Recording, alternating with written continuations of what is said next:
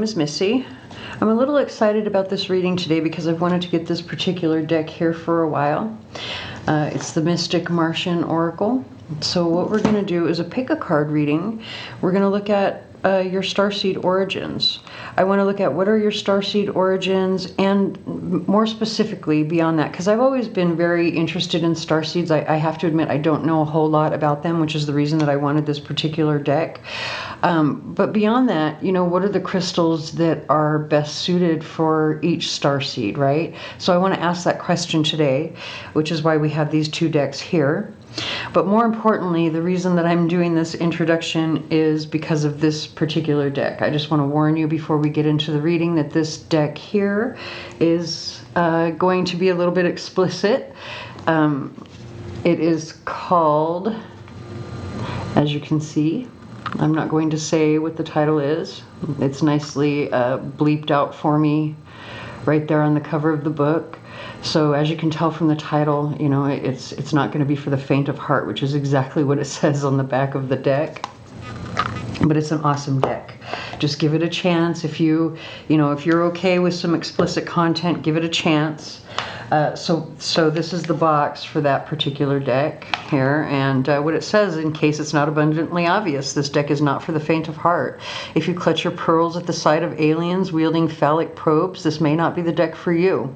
However, if you possess a cosmic one capable of abducting farmers from their land and love all things ray gun and UFO, this deck will help you embrace your power and delve into your own psyche. So we're going to do a reading today looking at the starseed archetypes from this deck.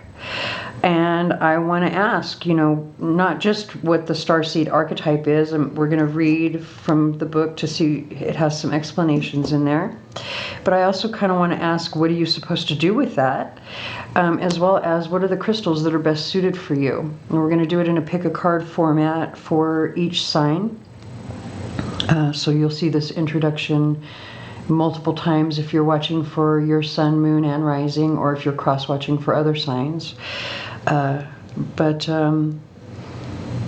Yeah, I think I've said everything that I need to say, other than these readings are meant to be timeless and general in nature. So if the details for this reading fit for your personality, right? Because your personality or your situation, because that's really what you're looking at here with these archetypes. So like I say, I wanted to explain that I am not an expert on starseeds. That's the reason that I bought this book. I'm learning about it with you watching this video, or maybe you know more than I do about it. Maybe I'm learning about it and just sharing what I'm learning here with you. But I thought we could explore it together. So you know, just take what comes from this reading only if it resonates for you. If it doesn't resonate for you, don't try to push it. Don't try to force it. You'll do more harm than good. And obviously, I'm not a doctor, lawyer, or accountant. So if you have questions concerning that kind of stuff, you really need to see a professional. So with that said, let's go ahead and get into your reading. Before we get completely into the reading, I want to go ahead and read what it says about starseeds here in the book. Let's see. Okay, so it says, starseeds prior to this or other Earth incarnations have experienced life elsewhere in cosmos other than Earth. Some starseeds have recall activated in their DNA due to Earth's limited recall access biosphere from ancient historical collective trauma. Others have no actual memories at all. All starseeds have an inkling, sensing, or knowing that this incarnation at some point originated and belongs to something somewhere far bigger. Many starseeds have an inner awareness level of consciousness development outside of the predictable mainstream narratives. Starseeds are typically spiritual in nature and have healing energies. Some are very new souls on Earth, while others are very old souls that have experienced many contracted incarnations on Earth to evolve and pass on ancient esoteric wisdoms. The newer souls will be continuing the older souls' work. Different starseeds will naturally resonate towards different aliens and galactic alliances. It is not uncommon for awakening starseeds to have dreams, memories of traveling AT crafts, or experiences of UFO encounters. Starseeds are here now to assist in the transitioning and activation of the collective consciousness on Earth. So, based on what it says there, I'm taking this to mean that, you know, you can belong to one particular starseed family but have interactions from many others. Oh, hello, Sagittarius. Sorry. Oh, the music was screaming at me. I was just listening to a message from a friend of mine, and I had to turn it up because I don't know what's up with my earbuds. Like, if I'm listening to the music, it's really, really loud, but if I'm listening to a phone call or something like that, I can't hear it at all. So anyway, we're starting off really strong, though, with the song I'm So Sorry by Imagine Dragons, so take it however it does or does not resonate for your situation. But let's go ahead and get our piles ready for you to choose from. We're going to get 3 piles. And I think what I said before, you have to forgive me. I took a couple of days off from filming these videos, and I need to apologize for that. Maybe that's why this song is here. I'm so sorry. I was so behind on some other things that I needed to catch up on that it's kind of taking me longer than I thought it was going to film these particular videos. And I just realized I don't even have my microphone on. Hold on. Okay, I'm back. Hopefully you can hear me better now. So like I was saying, we're going to get 3 groups here. We're going to look at what star family do you come from, or what starseed family do you come from, and which crystals would be the best ones for you to use. Also, we want to look at how are you meant to use this energy from your starseed family.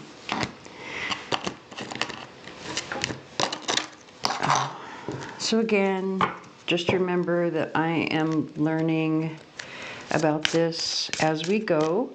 So whatever I say here is not necessarily, you know, the crystals that are meant for everyone in this particular starseed family, or does not necessarily mean, actually I think there's 3 that comes on this one. Okay, it doesn't necessarily mean that everyone in this starseed family is meant to do whatever comes out in the reading. Also, your purpose does not always have to be something that you do as a career. It can just be something that fulfills you. Hobby, you know, how you, like, just the way that you interact with your family sometimes can be something that fulfills you. Or something that you know you're supposed to do. Like, some people just know that they're meant to do or hold certain roles in life. I've always known that I was meant to counsel people. Like, from a really young age, I've always been the one that kind of sits back and listens and observes. And then I give advice for whatever reason. People tell me their stories, ask me for advice, I give advice. I've been told that I was a wise soul from a very young age. So I've kind of always known that I was going to do it. I didn't know that it was going to be in this form. But I knew that at some, in fact, I have done it my entire life. I've always counseled people in some way. That's what I do. So there could be some of that coming through in your energy that is unique to you.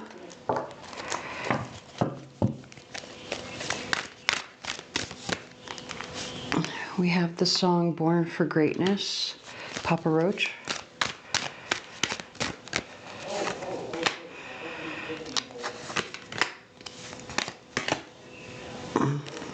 Okay.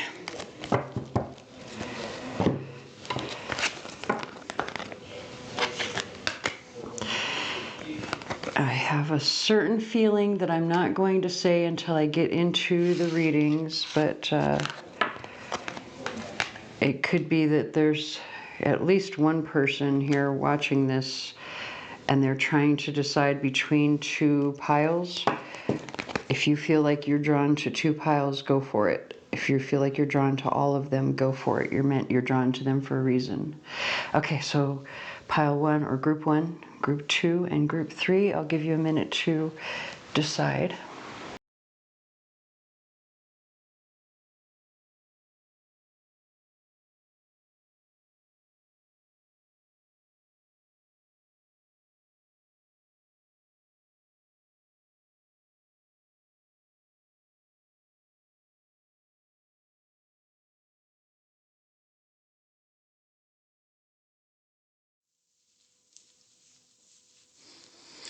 Okay, hello group 1. So we're going to get some charms at the end of your reading. And when we do get to the charms, what we'll look at there is what you need to be aware of over the next month regarding this energy. Okay, so you have the Pleiadians with gold and turquoise.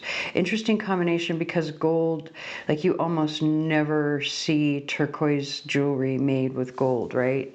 And yet it's saying that this would be a very good combination for you. So if you know anyone who makes jewelry, you might have a hard time finding someone who will, I don't know, I've never seen turquoise jewelry that's set in gold. I've always seen it in silver. But it's very strongly connected. And I do feel strongly that you are, especially because you have the Pleiadians here. There's an aspect of beauty that comes through with the Pleiadians, right? And so because of that, it makes me feel that accessories or jewelry would be the best way for you to use the crystals that they are suggesting, although gold is a metal, not a crystal.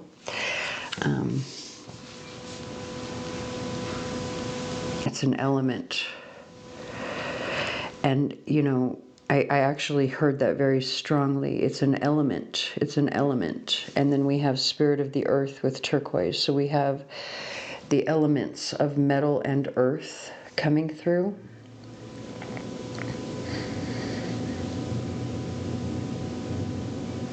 This could be connected to your Chinese zodiac.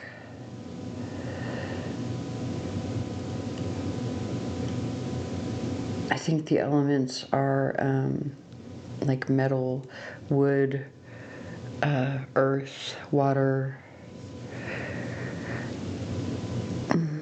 Let me see. So I'm with the solar angel, there's something about you need to shine in some way. You could have some Leo aspects in your chart, or in your natal chart, or Leo placements, I should say, not aspects. But it feels very much like you're meant to shine, or you're meant to be. You're meant to let your beauty shine.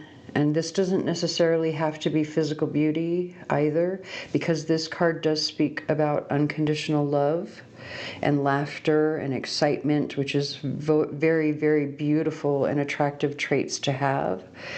So it's especially with the turquoise. But I'm feeling more energy coming from the gold than anything else, to be honest. I feel like the gold is the most important element of this particular reading.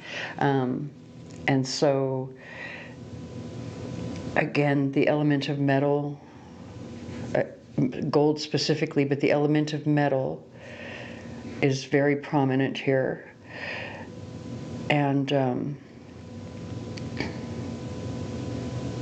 you're meant to let this aspect of yourself, like your happiness, they want you to let your happiness shine. It's like your energy especially because you have the solar angel with the spirit of the earth, and then we're talking about the element of metal with the element of earth, right? Earth is very grounding. And so there's something very grounding and nurturing about happiness and excitement. It's very, it just makes people feel good, right? And that could be something that maybe you've been told already. Let's see if there are any other crystals that you can work with, because again, like I say, you're probably not gonna, you might have to ask someone to create something for you. I actually know someone who's very good at that. You know, if you are interested, put a little comment down below, because the comments definitely help me. So put a little comment down below, and I will give you a recommendation as to who can make you some gorgeous jewelry using gold and turquoise, although I actually don't know if she uses gold, to be honest. You might have to, again, this is someone who uses silver primarily, so, but she makes gold jewelry.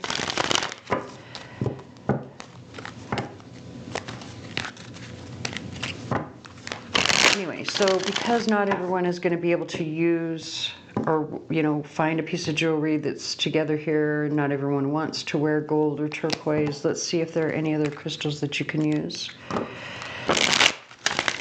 We have the song Dear Mama, Tupac.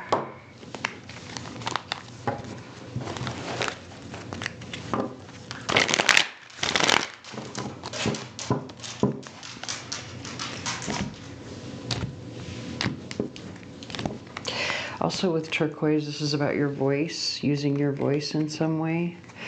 You know what, we're gonna take them just because I know it really happened because of my nails, but it feels like it was meant to, as well as the chrysocolla. More about your voice, even though the chrysocolla is about silence. So what this tells me is that your voice is very important, but it might be because you don't use it very often, or because you choose your words wisely. If you don't already do this, this is advice that they're giving you.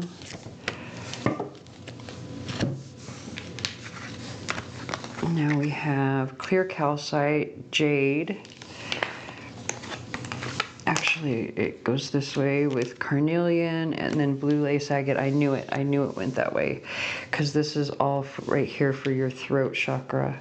So if you want to, like, if you need to speak in some way, or like if there's something about you speaking, talking, something about the words that you say, if you want to enhance that, use turquoise, blue lace agate, and chrysocolla. And it's not surprising that the blue lace agate came out with the chrysocolla, because this is a very gentle stone. And as it says here, calm expression.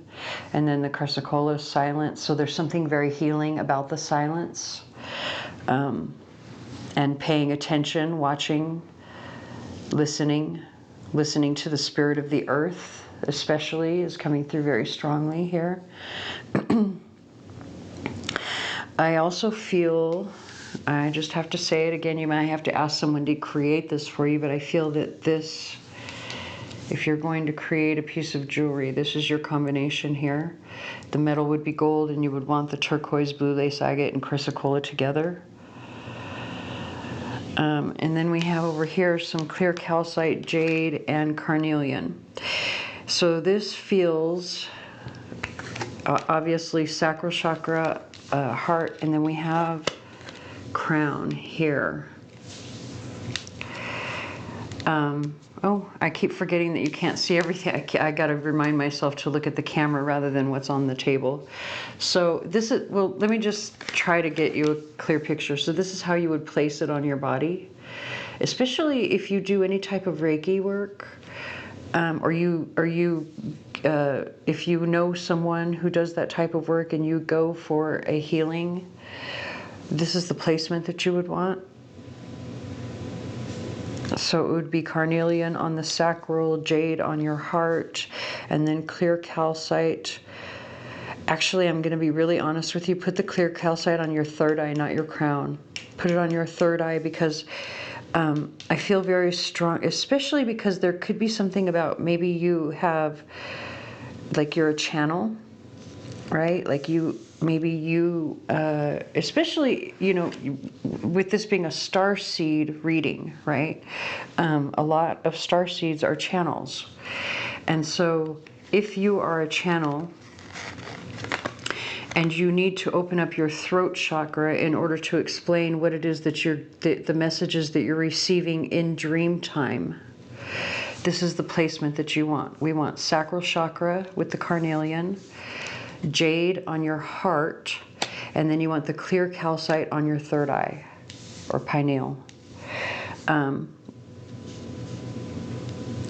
I feel like it's really, I just have to say it, what they're telling me is that you'll know it's working when it starts to vibrate on your third eye. It's like you should feel like a whoosh of energy is what they're telling me. You'll feel something vibrate on your third eye when you place this, or when it's working or when this is placed. Something about, you'll know the placement is correct. It feels very crystalline here with the clear calcite. Like, so maybe you want to get a piece that's very, you know, like a really gorgeous piece of clear calcite, right? What is ulexite? I think that I could be wrong. That might be a type of selenite, but I think there's a type of calcite that is very like very clear, almost like a quartz.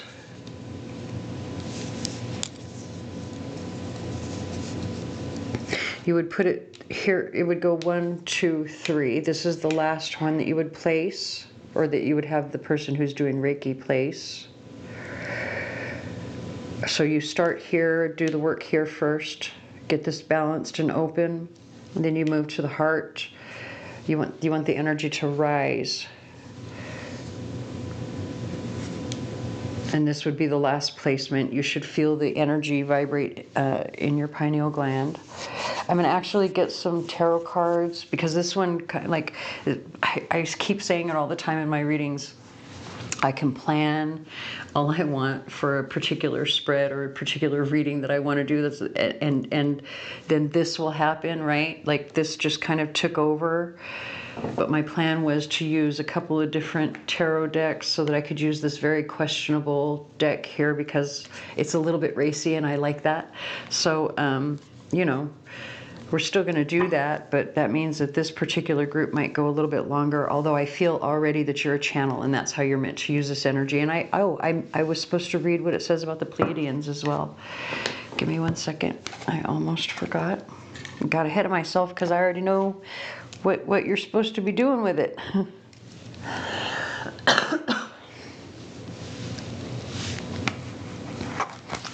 We have the song Supernatural, Barnes Courtney.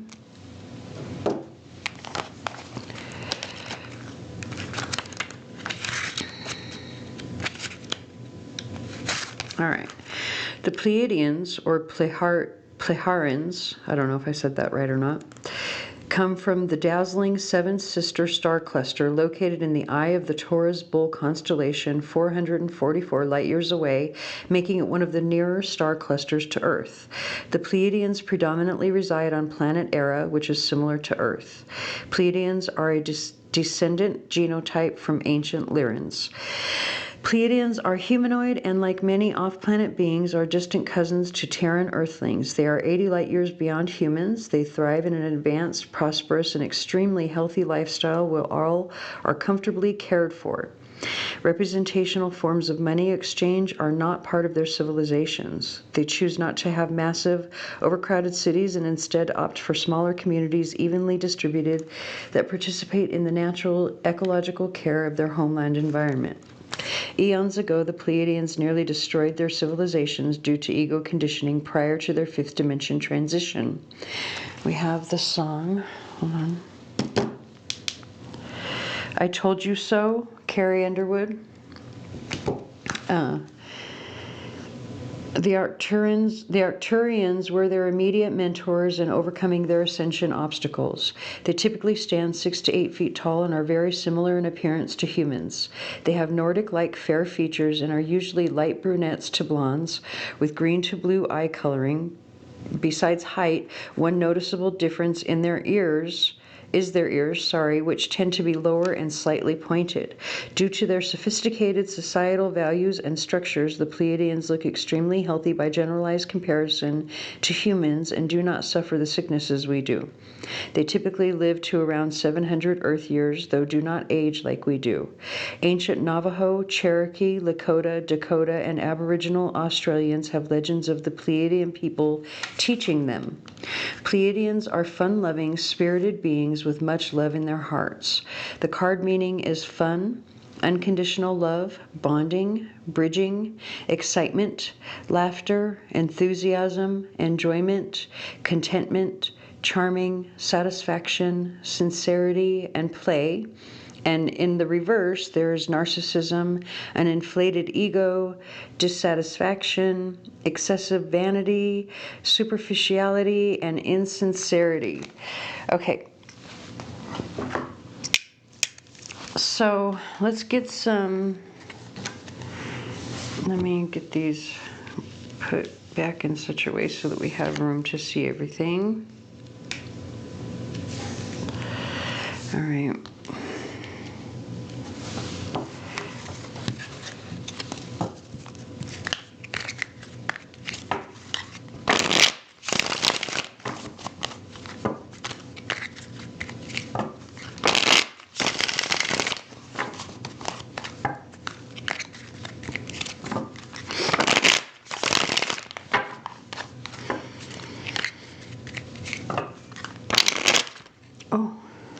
Okay, hold on. That one's trying to jump out, so we're going to take it. And you know what I just realized? I think it might be in the reverse. I typically don't read them that way, but I feel like it needs to go this way, so we're getting ready to see what happens. Anyway, you've got the Chariot on the bottom of the deck, and the horses are in alignment, very nicely in alignment, even though he's looking behind him at this snake. Or, well, it looks like it is a snake, right? Yep, that's a snake. It's also, I think, his staff or something. Or maybe it's the way the snake's tail comes up and kind of hits the tail of his jacket or whatever. What is this here? I don't know. Something about that. Anyway, I feel like, so he's looking back at the snake, which is looking back at this treachery, but there's alignment here, which means the Chariot is moving forward, or at least somebody is moving forward while looking back. It's very strange to me because how are you steering? How are you steering? How do you know where you're going, right? And then look, we've got the Empress. So you're heading towards the Empress, but you're looking backwards. Or somebody is, I should say. Actually, now that I look at this is Cancer. This is these are major arcana. So we have the sign of Cancer here, and now we have Taurus.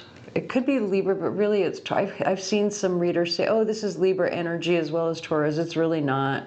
Let me explain why. And the only reason I sometimes say that is to appease those people who see it as both, because I know people are looking for their astrological signs in these readings, but let's be really honest as to why this card does not represent Libra. Yes, Libra is ruled by Venus, but this is the feminine aspect of Venus. That is Taurian energy. That is not Libran energy. Libra is the masculine aspect of Venus. So, you know, the masculine cannot get pregnant. The Empress is typically, you will see her pregnant. So this is not Libra energy, just so you know. So we have here Cancer and Taurus coming very strongly on the bottom with the two major arcana, and then we've got the Four of Pentacles. Like somebody does not want to let go. Maybe somebody doesn't want to let go of a Taurus, or maybe somebody is heading towards a Taurus, but they don't want to let go of whatever happened in the past. So just take this however it resonates. Because again, like I say, I feel like what we know already here, what you need to do with this, with your starseed energy, which I think it's that you're a channel. You're supposed to explain or share your dreams that you have, because I think you're getting messages in dream time. So really what's coming through with these cards is kind of going to be either extra information about this here, or just something else extra that you need to know. You know, we're getting ready to find out as we go. Like I say, this reading, yours is the only one that's kind of gone off the rails. Every other reading that I've recorded so far I've been able to stick to my outline, my plan. So anyway, whoever this person is, could be Cancer, Sun, Moon, or Rising. They don't want to let go, even though I think they're heading, because look at the way the cards are. The Chariot is definitely moving towards the Taurus, but they are not watching where they're going. They're still looking at that snake. So that's something that needs to be dealt with, obviously, or they would not have brought it up. Whether that's you or the other person, they just want you to pay attention. So I'm happy that these are in the upright. I don't know why I was scared. I was so scared they were going to be in the reverse. And if I'm being honest, it probably... No, actually, it's okay. It's okay that, I mean, that this one's still in the upright. Two of Pentacles is about juggling, right? You can be juggling successfully. Like, to me, the Two of Pentacles is, there's a need for balance, and there's just, it depends on to what degree you need that balance. It'll be determined by whether it's upside down or not. Like, if the Two of Pentacles is in the upright with traditional Rider-Waite, you see somebody juggling two pentacles on one foot. So they are successfully juggling two things. If you were to turn it upside down, though, they would drop the pentacles and fall, right? So that would be unsuccessfully juggling two things. But either way, there's a need for balance because you're juggling. But in this particular deck, there's nobody juggling here. This need for balance, it has to do with confidence, like your own self-confidence, how you... I think you're so worried about your image, right? It's like that's what's taking you so long, because the Knight of Pentacles is very slow-moving energy, and that's what this card is here. He's got to get all the way up here, but this is where he is right now, and it's probably because here he is talking, right? I don't know. We'll take that however it resonates.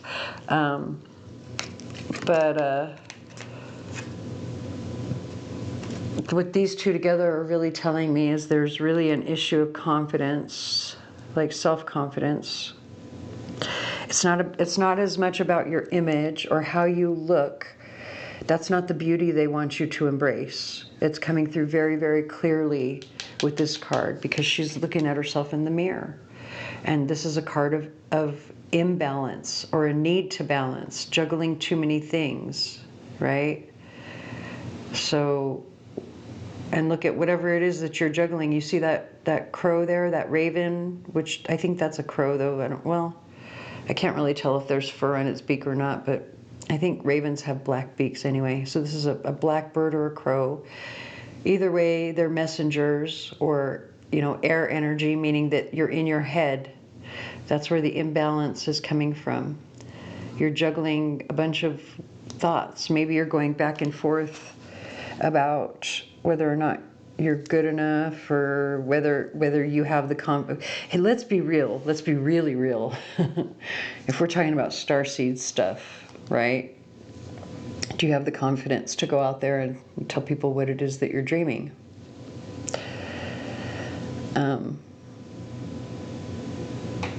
Or maybe that's something that you need to work on. Very interesting about the energy here on the bottom of this deck, though. I'm not actually going to keep going with this deck. I want to actually get our questionable racy deck out so that we can see if they want to say anything else about any of this before we move on to our charms, to see what you need to be aware of in regards to this channeling message your Starseed family and channeling message and your confidence with it. What do you need to be aware of regarding that over the next month? We have the song Righteous by Juice WRLD.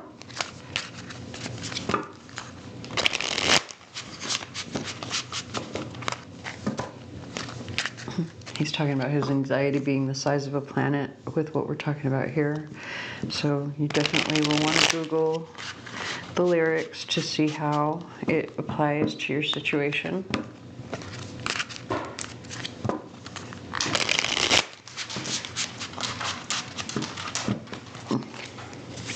Oh, okay, well, there we go. I kind of feel these two, I'll put those off to the side. It goes like that. Okay, look at, now we have the Devil on the bottom of the deck. Do you feel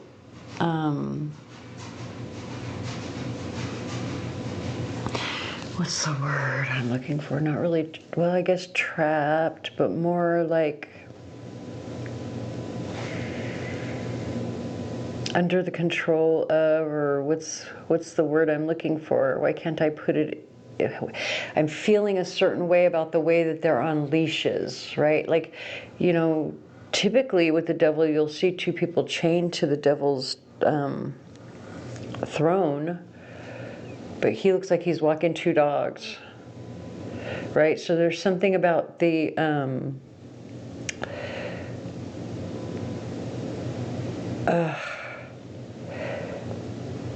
it's like the humiliation of someone treating you like a dog, but I can't think of the word that I'm looking for. Like you feel trapped by it in some way. So if this is you, you'll know exactly what I'm trying to say, but I can't think of the word that I'm trying to get out.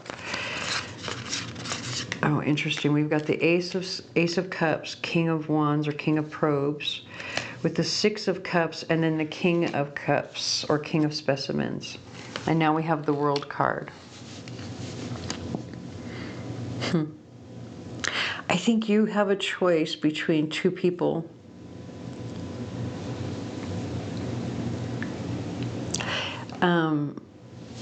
Probably a fire sign or a water sign, definitely.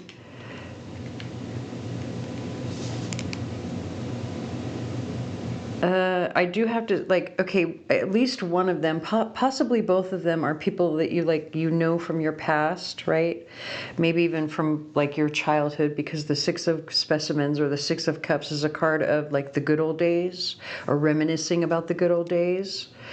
But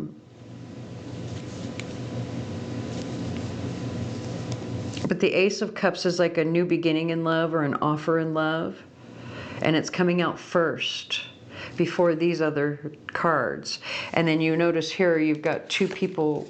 Well, this child here is offering a flower, which is admiration and love, obviously, right? So there's good stuff coming there.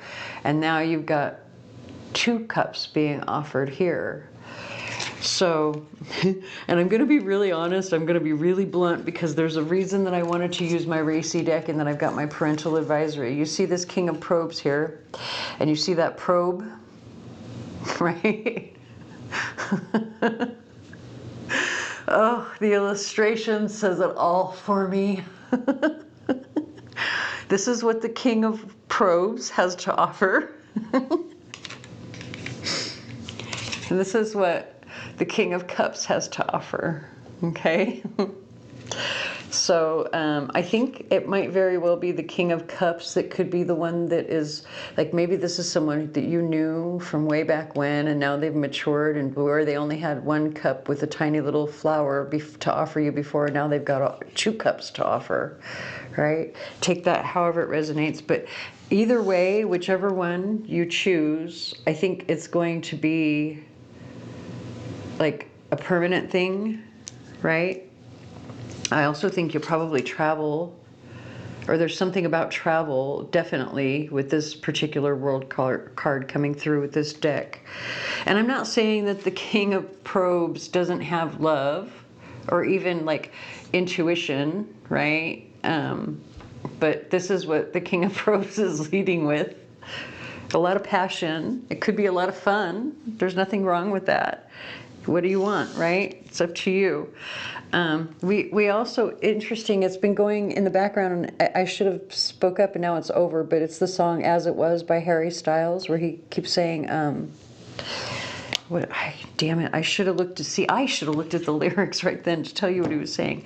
Something about it's not the same as it was, or it's always something about always just the same as it was, or it's not the same as it was. Look at, you've got the Magician with the Star card, and then the Nine of Cups. Oh my God, this is like, it's like you manifesting your wish come true on steroids. Like, whichever way you go, you're going to be very, very happy. Especially if you follow the this energy here. But I think with the choice here, I think whichever way you go, you're going to be really happy. And then look, you've got the song "Bad at Love" by Halsey. Okay, let's move on to the charms to see what's coming next. Like over the next month, what do you need to understand about the channeling energy and how you're supposed to use it?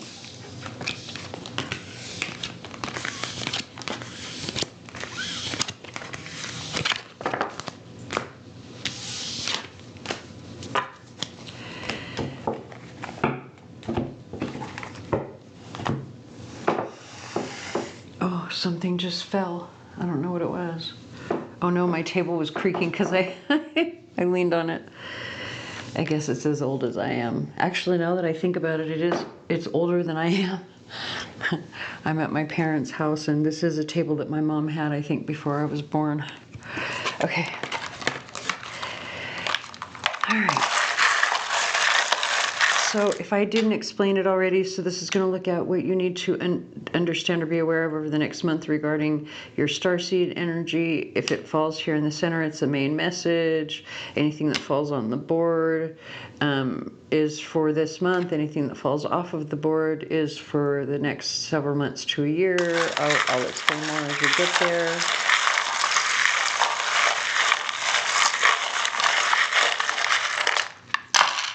Couldn't really get a handful for some reason. So we have the $20 bill with the heart and then a piece of Lenormand here in the center. But the Lenormand is really falling in your 11th house more than anything, which is the house of like your social circle, like your extended social circle being the people that you network with for work, or your friends, your extended family. So having the $20 bill upside down in the center of the reading with the heart tells me that you've lost love, like you've lost, and if it hasn't happened already, I'm so sorry, but I think it already happened. I think that's what you're focused on over this next month.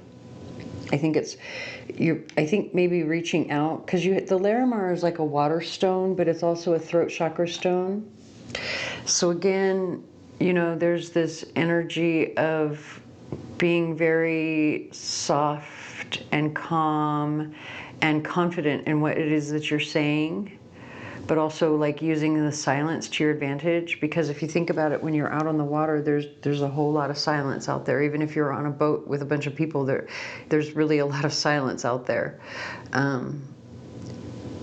It can get chaotic, but when the waters are calm, right? So I feel like it's something like either you are talking to others for your own benefit, right? Like for your own healing. Actually, I now that I look at the circus here in the first house, I know for a fact that you are. Because the circus in the upright tells me that you're getting ready to enter chaos over this month. And it's like it's going to feel crazy. Doesn't necessarily mean it's a bad thing. It just means that it's going to feel crazy, right? Like things are going to feel like a circus. And that could also be attached to, you know, you gaining the confidence to actually start talking about the dreams that you're having, right? The channeled messages. But I think it comes from this focus on this loss. It's like a loss of partnership, but it's also an awakening as well, because it's a $20 bill. It's just the awakening has kind of cost you, right? It's been expensive because the money is upside down. If it was in the upright, like this $5 bill over here that's coming between your second and third houses, I'd say there's some abundance attached to it, which let's say that, because the five is change. So there's abundance, like something good, something fortunate for you that's attached to the changes that you implement around your money, or the way that you communicate your values, right? Which we've already seen with the channeling message and the need to, you know, be strong and have courage, be fearless. Especially because you have the open heart key with this tiny piece of tiger eye, and that's sitting with the hematite. So the hematite is all about attracting, right? Attracting things to you. It's all about, also about grounding. But didn't we say there was something about metal in this group as well already? And so look at the metallic sheen of that. So again, metal, like there's something about your metal, and you could take that the other way as well, metal being your strength, that's very attractive. But I think this is metal, like the element of metal that's very important for you in some way. But the tiger eye with the open heart key here, there's a need to keep your heart open. That's the key. That's the key to bringing abundance in. You know, be courageous. Also, you've got the number 4 domino. So over the next couple of months, there's some security coming in around the house, home and family. Especially if you're looking for a new home or a new place to live. I guess it doesn't want to focus. Oh, there it goes. We have the song We Got the Beat by Go-Go's. You also have the horse, which is, you know, we're in a Sagittarius reading, and the horse is Sagittarius's animal. So that's coming in your 4th house. So the need for freedom is very important for Sagittarius anyway. But to have it come in your 4th house, it tells me maybe, you know, like you're free to move maybe, or you're feeling really good and free and secure, free to be yourself. Like security is the key. It's the answer, especially over the next couple of months. We've already seen that multiple times in the reading. The heart is also coming over the 5th house as well. We already saw that you're probably going to have a choice between 2 people. So again, that's the reason that they're calling your attention to the need to focus on this loss of partnership so that you can heal it, possibly even through talking to someone. And then here with the 7th house, actually 7th and 8th houses, so more of this energy coming through here, but now it's, you know, partnerships and marriage is the 7th house. And remember, I said with that world card, I think whichever one you choose, it's going to be like the permanent choice. It could be like marriage, or if you're not into marriage, if that's something that you don't want to do, then it's a commitment that's going to be long term, like that this will be the last person that you're with, I think. And then also you have the hourglass coming out, like it's just a matter of time. But I think over the next couple of months, things could even go quickly, especially if it's someone that you already know. But you've got the shooting stars here, and the shooting stars in this particular charm are coming from the moon's mouth. So again, this goes back to that message of what the messages that you're receiving in dream time, and how you have this need to express that, to deliver that, right? And I think that's what brings in your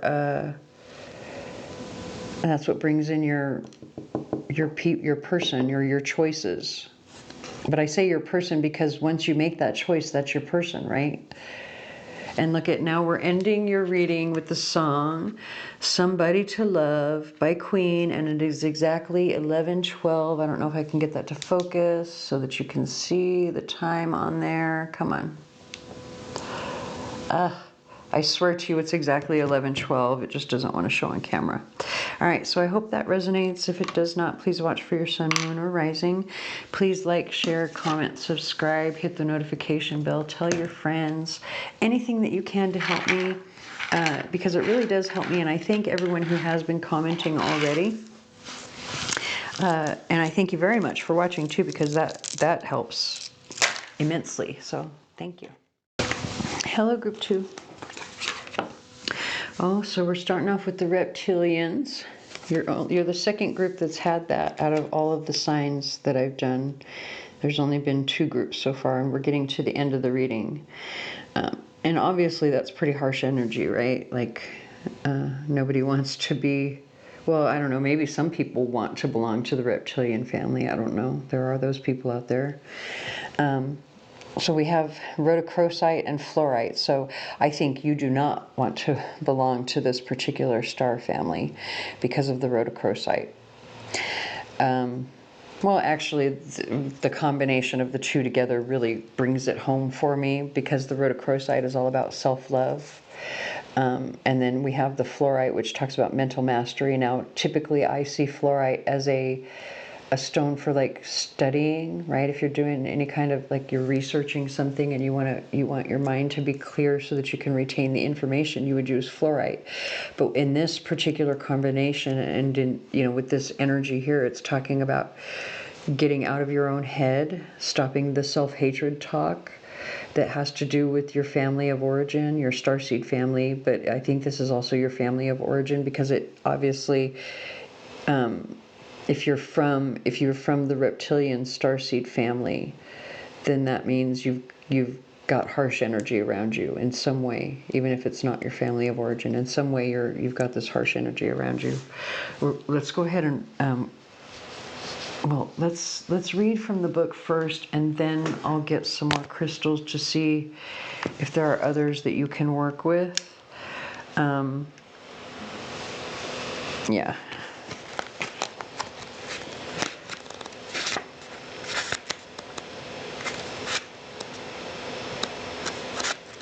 All right, so the reptilian beings are a very close genotype to their Alpha Draconian allies and have close ties with them. They also typically are known to be malevolent, cruel, volatile, and intimidating. They have been associated with many abduction reports. They originate from Alpha Draconis system in Orion constellation. Their convoluted Earth history is similar to Alpha Draconians in that it seems to stem back to ancient civilizations with crossbreeding anomalies with the off-planet Anunnaki of Sumer and widespread planetary Nephilim beings. A typical reptilian stands 6 to 8 feet tall with thick lizard-like skin ranging in green to brown tones. They have a lizard-like head and eyes and have some shape-shifting abilities. The reptilians work under their Alpha Draconian overlords' rules and are militant and relentless predators. They largely stay in underground subterranean environments and are associated with the MyLabs. A U.S. geologist whistleblower exposed the truth of underground reptilian ETs and how they shot his finger off with a laser. The card meaning is tyrannical, cruel, fight or flight reptilian brain, interrogation, predator, survival, bully, territorial, pecking order, militant, viewing everything as competition. In the reverse position, it's relaxed, accepting, allowing, there's surrender, they're fair, and there is healthy competition. So I have to be very honest. I'm feeling very much feminine energy, even though the figure on the card looks masculine to me. So take that however it resonates for your situation. But I feel like the majority of the people that are going to watch this are probably feminine, feminine energy, or they present as feminine.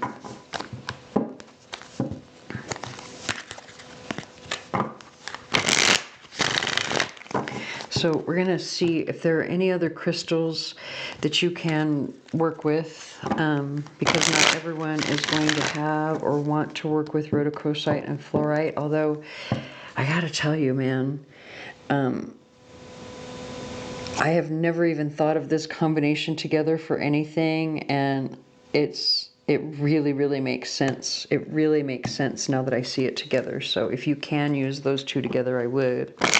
Especially in jewelry, but it doesn't have to be. You can just do it in a grid, right? You can even write these sigils, because each of these cards, like if you don't have the rhodochrosite, you could draw this sigil anywhere with anything, anywhere that you want to bring this energy in. You could like take a screenshot of that and then draw that sigil anywhere. Or you could take a screenshot, excuse me.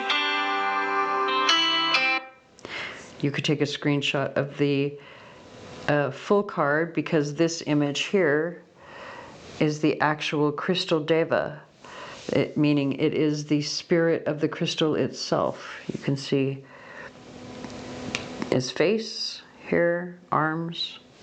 It is the actual spirit of the crystal. So if you would like to call in the actual spirit or just the energy would be how you would use the sigil.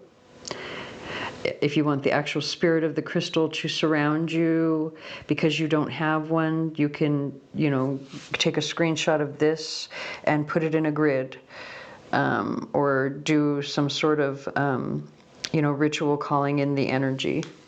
Those who know how to do that know. I'm not going to sit here and explain it.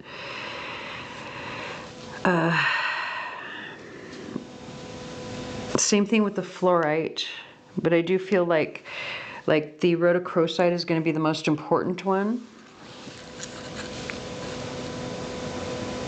So again, that's the sigil if you just want the energy of the crystal to come into, like, say a grid and you don't have any fluorite, particularly rainbow fluorite, which is what this particular, it is for all fluorite, but I'm feeling it's rainbow fluorite is what you need.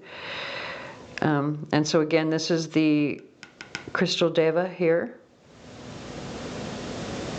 Notice how the body or the energy field of this particular deva is just a little bit on the what I would call voluptuous side, right? It's literally mental mastery, and that's what happens to your brain once you master your own mental state. Okay, so now let me get, by the way, we have the song Something in the Water, Carrie Underwood.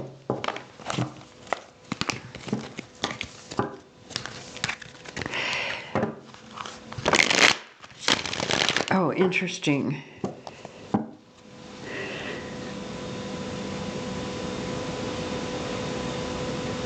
I don't think you can use fluorite. I don't think you can use either one of these crystals in water, but there's something about a water meditation, or water is going to be very important for you. Maybe you have water, like you aren't just Sagittarius. Well, everybody has all 12 signs of the zodiac in their personality to some degree or another. It just, obviously we have 12 houses, 12 signs. It depends on which area of your life you are working from, and that particular sign is going to take over in your personality, right? But beyond that,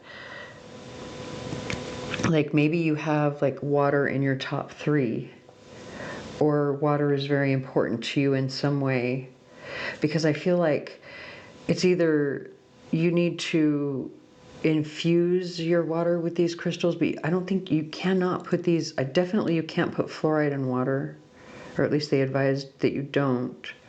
But I think you can do it like by placing the crystals around the water, especially if you do it like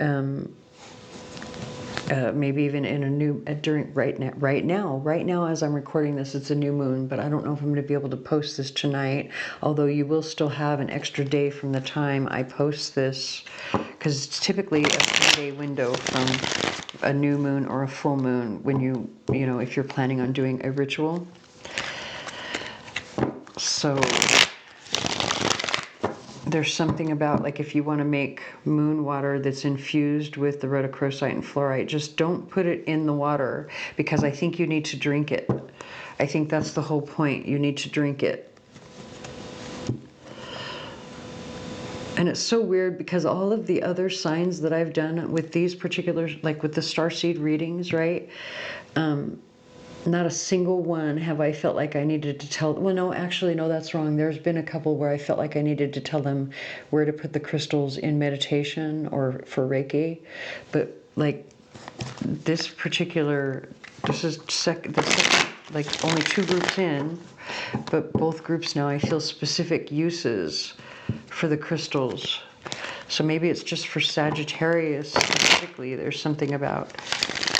And you know, that actually makes sense. Sagittarius is Jupiter, and Jupiter is going direct, I think, overnight tonight, tomorrow morning.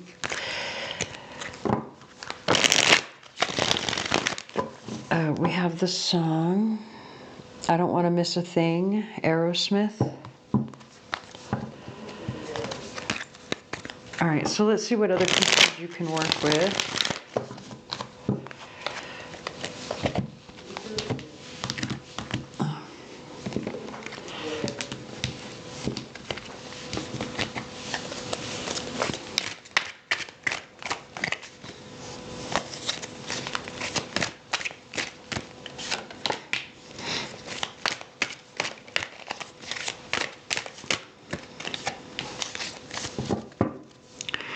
So now we have aquamarine, simplification, and then silver with the lunar path. That makes so much sense. So we're going to leave silver out. Okay. And look at, now we have the moonstone confirming. I didn't even see that on the bottom of the deck. So the moonstone is confirming what I was saying about making the moon water, as well as the feminine energy that's coming through. Definite feminine energy for this group here. You could possibly even use moonstone in this moon water, this combination here. Just don't use anything else. Moonstone, rhodochrosite, and rainbow fluorite. Look at, now we've got bogie stone and sodalite. This is all about like grounding, but beyond that, this is like being so grounded that you are like completely aligned. Look at the coloring on that. Look at the way that the crystal deva, just everything is like lit up right here, right down the middle. So bogie stone, again, it's kind of hard to find. So here's the sigil that you can draw if you want to. And this is the deva itself. And then here is our sodalite. So these two stones are going to open up throat, third eye, and crown. I feel very strongly for you. But this is like, I feel like this is to do in either meditation, if you do any type of psychic work. And this is where I need to explain. In the beginning, I said, oh, I'm going to explain something about these groups when I get into the readings. And where I said, hey, if you felt drawn to more than one group, go for it. I really felt like group 1 and group 2, like there was at least one person that felt very, very much drawn to both of these. And so if you've already watched group 1, you already know, right? But this combination here is very strong. You do not want to use this combination until after you do this work here. Now, again, I feel very specific about certain uses for these crystals, right? So we spoke about the moon water and how you need to drink it. Or if you don't want to actually do the moon water and drink it once you've created it, or you can't, maybe you're watching this video when it's, you want to do this quickly, or you want to, I don't know, something. Although really getting this self-love thing is not going to be a quick thing. Like it's going to take some time to stop talking to yourself in a negative way, because that's what these two cards are talking about, self-hate. So maybe this is a process that you're going to need to continue, especially if you do it now at the new moon. And isn't this a new moon in Sagittarius too? So yeah, that would mean that you would, maybe by the time of the full moon, you would be ready to do this work here, which is going to be very psychic work. This combination here is extremely psychic work. Especially this sodalite. Like there's a real need to be balanced when you're using, like when you're tapping into your third eye or your psychic abilities, especially if you're going to channel, because I feel that this is throat, third eye, and crown all together, all wrapped into one. Like you don't need anything more than like hold the boji stone in one hand and the sodalite in the other. Literally, I would actually, no, I'm going to be honest, I would do it like this, boji stone in the left hand, depending on which is your dominant. So you want your the sodalite in your dominant hand and the boji stone in your receptive hand. You want to bring in balance and alignment so that you can express this energy here to the world, meaning the energy that you are receiving through psychic means or through channeling of some type. And then we have this song here, Savin' Me by Nickelback. Okay, so moon water with these crystals here, but these two, you're going to want to wear silver and aquamarine as jewelry. It's sort of like a reminder, especially with the silver being connected to the moon. The aquamarine is, well, it's really a protection stone for travelers. There's a legend that says that it helps to keep you invisible to those who would have nefarious plans for you, right? Those who might try to either accost you or steal from you or something while you're traveling. So if you're traveling, you definitely want to wear that combination. But beyond that, I think the traveling that they're actually talking about is psychic, maybe dream work, could be astral travel, something here that's very psychic. So you want these to be a reminder, but also to be your protection, the silver and aquamarine to protect you while you're doing this work. But you want to hold these two while you are actively in the middle of, especially if you like channel in meditation, right? Like you want to hold the other stones in your hand.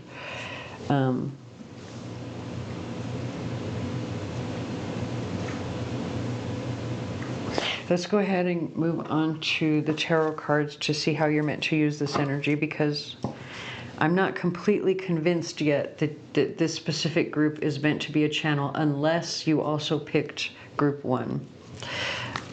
If you did, then you already know you're meant to be a channel because you've already been having the dreams and everything. You're just not certain that you want to put yourself out there like that. Maybe you're afraid of the ridicule or something. There was something about self-confidence, which is coming through very strongly here. But with this specific group, I feel very strongly that this self-confidence is more the focus than anything else. Especially to raise yourself out of this vibration here of the reptilians. Like if you have a history of, being angry, aggressive, even predatory towards others in any way, feeling that you are constantly in competition with others and, that type of energy, especially being that this feels very feminine, I would say mean girl energy. If you know that you are or were a mean girl, then this is for you, and there's something about your own self-talk that you need to heal so that you can raise yourself out of this vibration into a higher vibration, a more loving, nurturing, you know, mother goddess, as we see with the moonstone here, right? You want to be more like the mother goddess than the evil witch. We have the song 11 a.m. and interesting, it's exactly 11:33. I can't show you even though I would like to, but it won't focus on the thing. So 11 a.m. by Incubus, and it's 11:33 exactly. You might want to look that angel number up.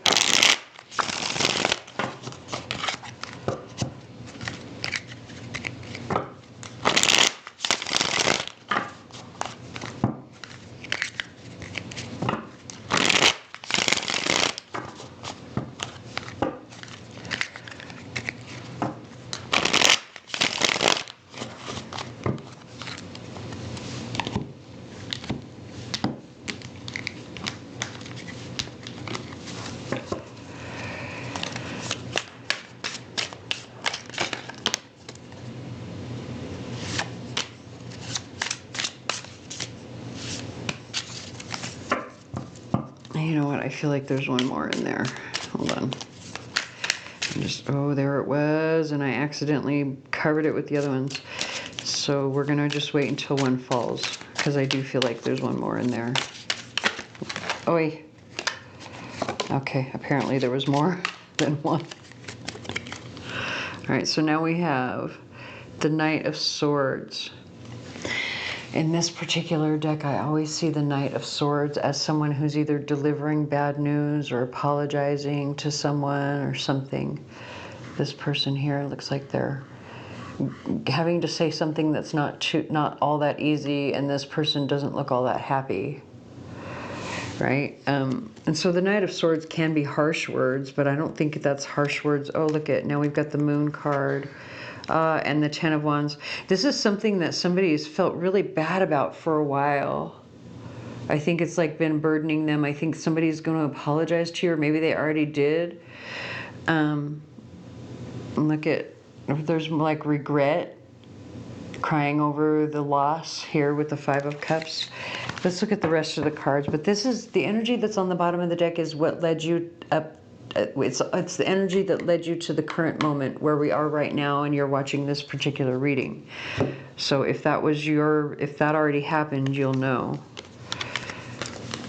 Okay, so hold on. These were the extra ones that came through. Give me 1 second. And that one came through upside down, so.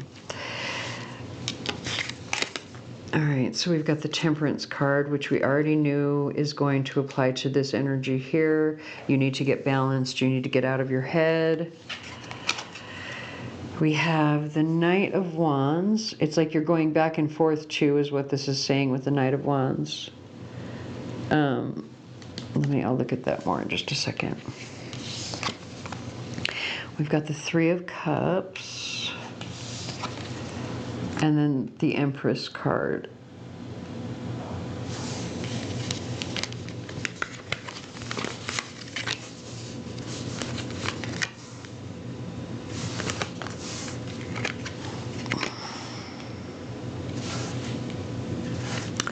Okay, so I want to actually start right here, because I think based on this energy over here, this might be what this is talking about, and then this is what your advice is, or kind of like, I think this is kind of a picture of what you're going through right now, and I'll explain that in just a second. So when we're looking here, this is the Nine of Wands, but really she's got this big ass sword. So you're tired of defending yourself, but this defense that you've had to put on it's been verbal, or if it's not verbal, this is like literal. It's like you're in your head. You're tired of fighting, basically, in your head. Right, that's what the Nine of Wands is about. I'm about ready to give up. I'm the wounded warrior. I fought so hard. I've come so far. I'm not sure reinforcements are coming. Like, it's so close to me being able to put down this burden. And we saw the burden over here, right? And with the Ten of Wands, where somebody apologizes, but because they've been carrying a burden for a while. But there's something about you feel like you can't, or you don't want to defend yourself anymore. You're tired of it. You finally decided to wake up and go quiet, basically. You stopped saying anything with the Eight of Wands here. And that's literally what brought you into alignment and into balance with the Chariot card. So you see the horses are lined up, the Chariot is moving forward, right? But look at the Charioteer. He's not looking at where he's going, he's looking behind him. Maybe he's looking at this person here. I kind of feel like he's looking at the snake. Either way, it doesn't matter. He's looking at the past rather than the future, right? So we already knew that that was a problem because you're stuck in your head. There's a little bit of self-loathing going on that they want you to get over. So when we look at what's going on right now, there's more balance. It's clear that you're balanced. Like, I think you've probably put in a lot of work already, but you're like, that last step, that very last step, whatever that last step is, which is probably, well, this is the Knight of Wands. We got the Knight of Wands, the Three of Cups, and then the Empress. And the Knight of Wands has 3 people in the card. The Three of Cups, which should have 3 people in the card, only has 1. So, and then you've got the Empress who's sitting in a bunch, like a pool of water, holding the world in her hand, but the water's very calm. So she's very, like, she's sitting in her emotions, but it's very mature, right? And also the fish are about abundance. So she's very fertile, very abundant. She's sitting in a very good spot. But then we've got these 2 cards that are kind of like opposites of each other based on how they're supposed to look. The Knight of Wands should only have 1 person in it, and this one should have 3, but it's the opposite way around. This is like back and forth energy. And as you can tell, based on the way that this horse is over the head of this person, and by the way, the horse is the symbol for Sagittarius, 2 people on this horse. So there's something about maybe a relationship, which makes sense if you watched Group 1. But again, I think this is everything that's in this person's head. But this is the reality of their situation. Like, where you should be out with your friends, like you're at home with your cats or something. I really feel like you're at home with your cats. I gotta be honest, even though those are not cats. I feel like you have at least 1 cat.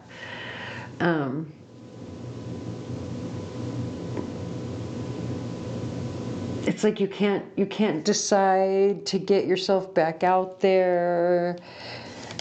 Even though you're really mature, like you're sitting good, your money's probably good, like you're probably in a good spot, and yet you can't get yourself back out there. And I do feel like this has to do with like getting out there in terms of either romance, or if you did watch Group 1, then you know what I mean about getting out there. But again, romance can come into play too if you watched Group 1 anyway. So, but this feels kind of like getting out with your friends, getting out to have fun, getting out to live life, maybe even getting out to meet someone, because we do have the 2 people here in the Knight of Wands.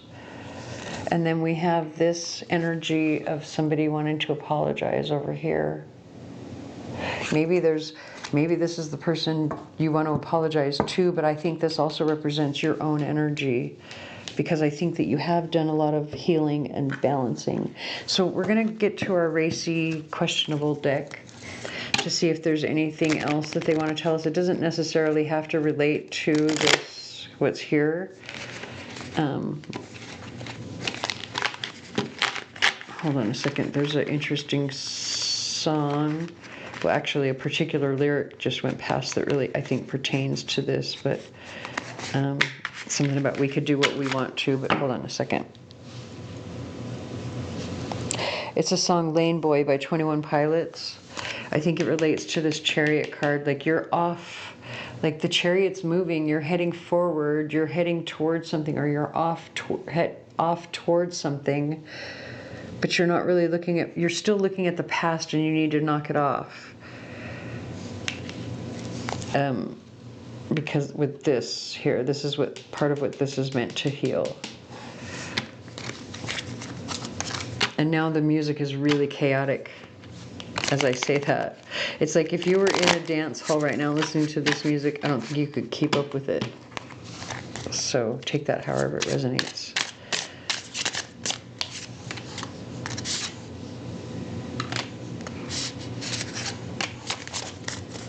I'll say we have the Emperor on the bottom of the deck. You could be dealing with an Aries.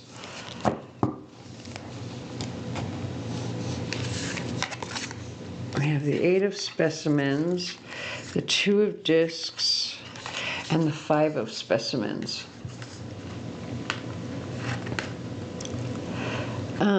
So this is, again, it's talking about balancing with the 2 of Discs here. But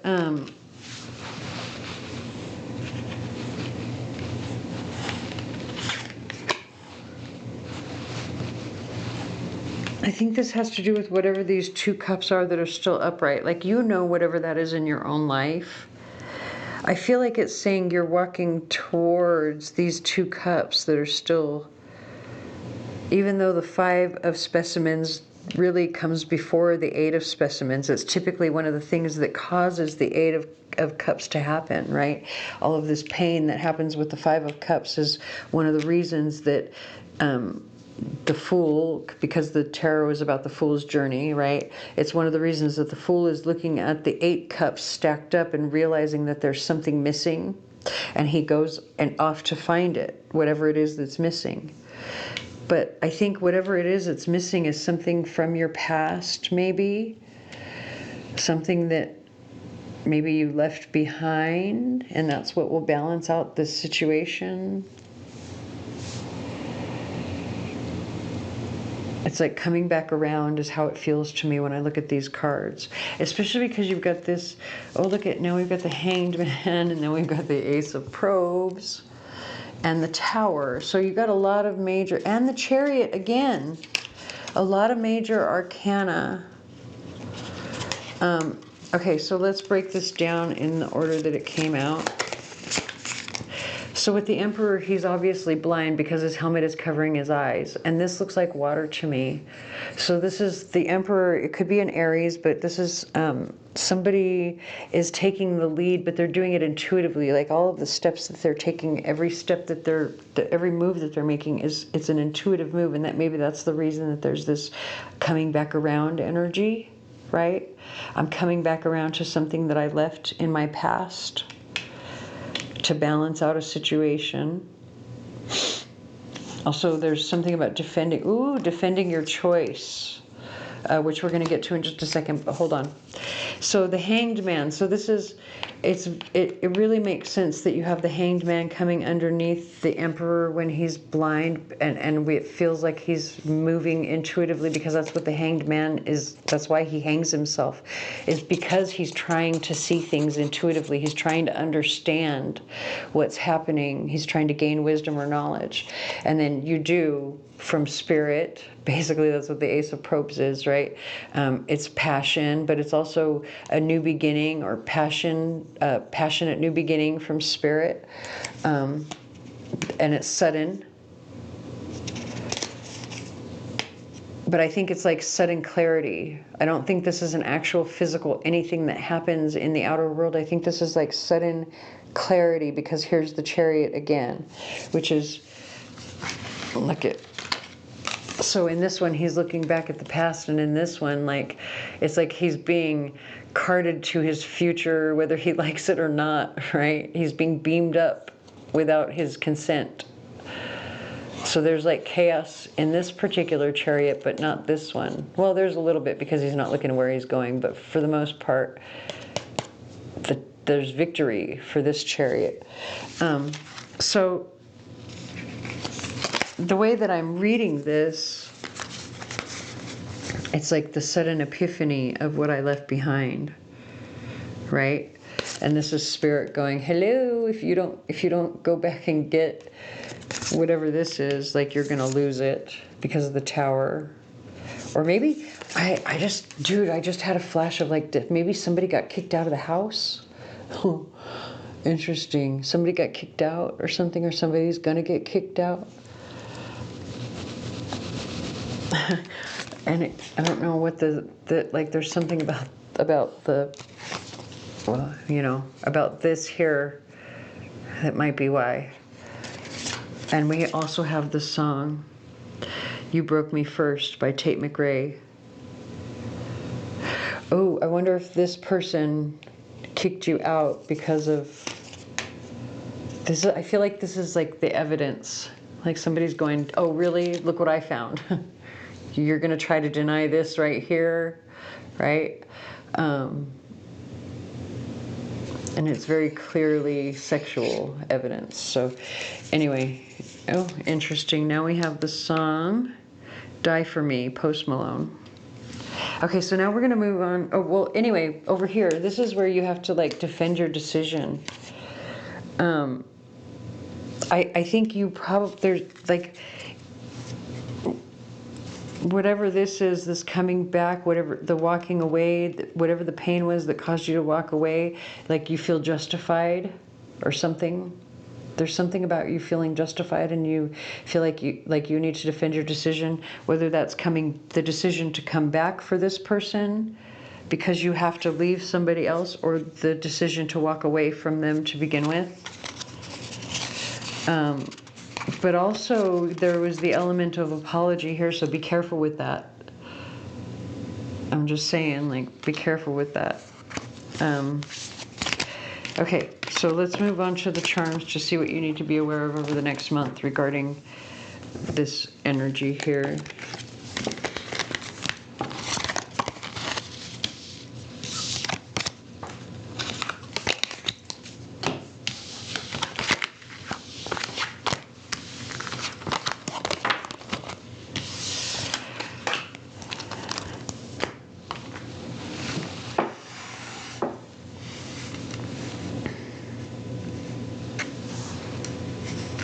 My thing looks crooked for some reason.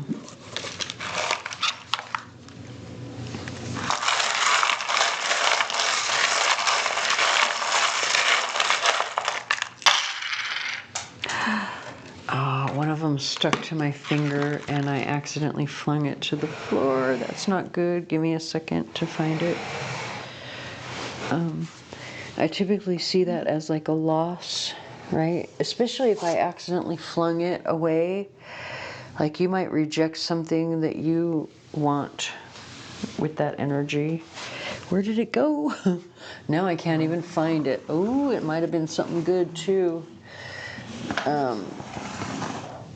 Damn it. Oh, I don't have my glasses or anything to look for, and we're in the middle of a video, so I'm just going to leave it. So just take that however it resonates. I don't ever see it as a good thing when something falls on the floor during a charm reading or even a tarot reading, but sometimes it's not. It doesn't bother me as much with tarot as it does with charms. Okay, so you got quite a bit here in the center, and actually quite a bit of it is upside down now that I'm looking at the board. You only have 1, 2, 3 charms in the upright. Hold on. Oh no, 4. You've got the day rune in the upright, which is good, especially because it's coming out in the 11th house. But hold on a second. So there's a lot here that you are either not paying attention to, or maybe there's a lot that's going to be a surprise to you. So let's start here in the center. We have the piece of malachite with, I think it's mixed with azurite. We have the charm that says just one life with 247. I don't want to move the bee yet, but we have the bumblebee, but that is sitting out, that's sitting over your 9th house, and I kind of want to leave it there. And it's upside down, so that has to do with like a lot of work that's attached to this situation that you're not really paying attention to, probably shadow work that you're avoiding, really, if it's coming out over the 9th house. The octopus was upside down as well. You've got this $20 bill, which is the loss of a relationship, and the octopus says that maybe you don't see how much you're clinging, like for dear life you're clinging to something from the past and you need to let go with that octopus. It's killing not only you, but I think it's like drowning the other person as well. And they may not say it, or they may not have said it to you, but it's something about like, let go. You just stop clinging so tightly. You need to heal that. Especially because you've got the open heart key. So we've already talked about this energy here. Let's talk about what's left in the center, but where it's hitting. Okay, so this is your main focus, healing this clingy energy, letting go of somebody or something. It's not good for you, it's not good for them. It's time to let go. And you need to do some shadow work with the bee coming out over the 9th house, but you're not open to it at all. You don't want to do it for some reason, whatever, but once you open your heart to it, like, especially with the open heart key, like, look at the freaking wings on this thing. Once you open your heart to it, that's the key. Things go so quickly, you fly through it. Especially because that's what the bee works really hard. This could also be about like going back to school, right? If you need to study something, that's just a confirmation for somebody. There's also long distance travel, or issues that involve people like foreigners, people that live in a different country from you. Maybe they don't speak the same language from you, or they have different traditions from you. Like, you need to open your heart to that. There might be a lot of work attached to getting to know them, or, you know, involved in whatever the situation is. It could even be a legal situation as well. But whatever it is, there's a lot of work involved. But once you open your heart to it, it's gonna go quickly.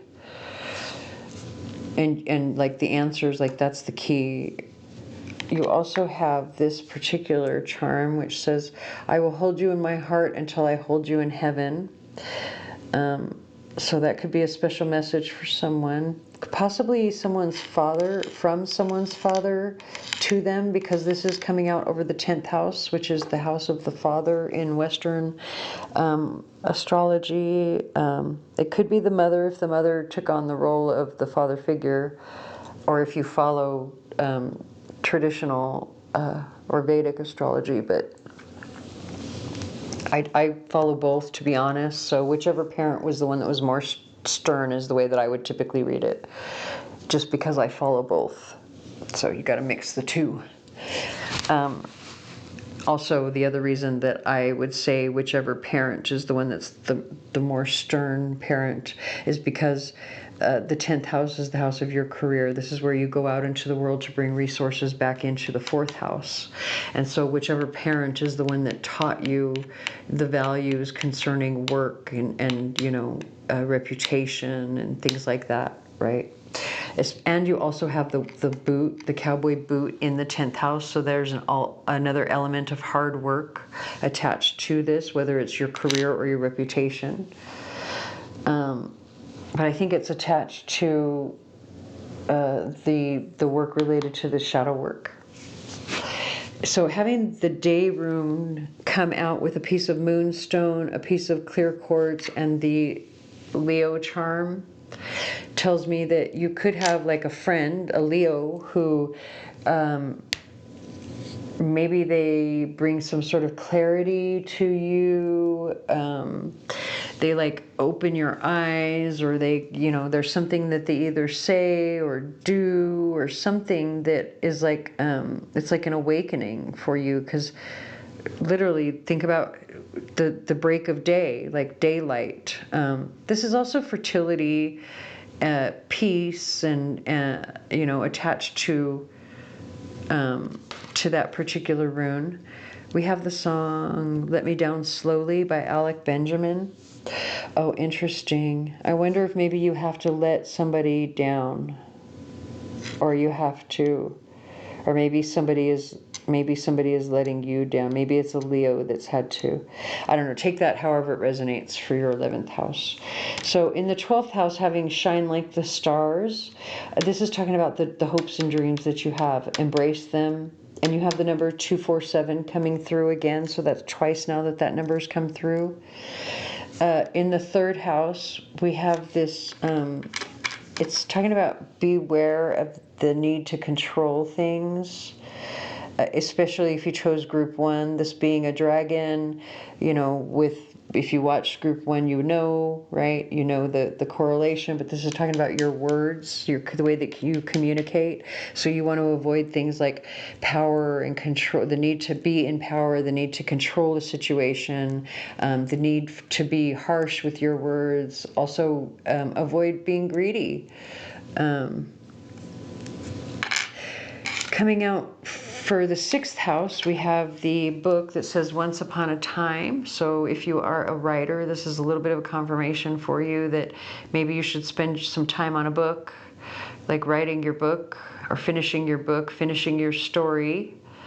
But beyond that, maybe you spend a lot of time reading, and it could be that maybe there's something about a book or your story that can be very healing, or that you need to pay attention to, that you're not paying attention to in some way, or that you're ignoring in some way. Maybe there's a book that you know you need to read or you've wanted to read for a while that's like a self-help book or something that will be very beneficial for you that you need to go pick up. Whatever it is, especially because we have all that energy coming with the 9th house and all of the work attached to it. So like maybe you don't even see that there's going to be like a lot of work attached to the books or a book. Something that you have created, by the way, because it says Once Upon a Time. I just realized I need to go and get my nails done. They look kind of icky.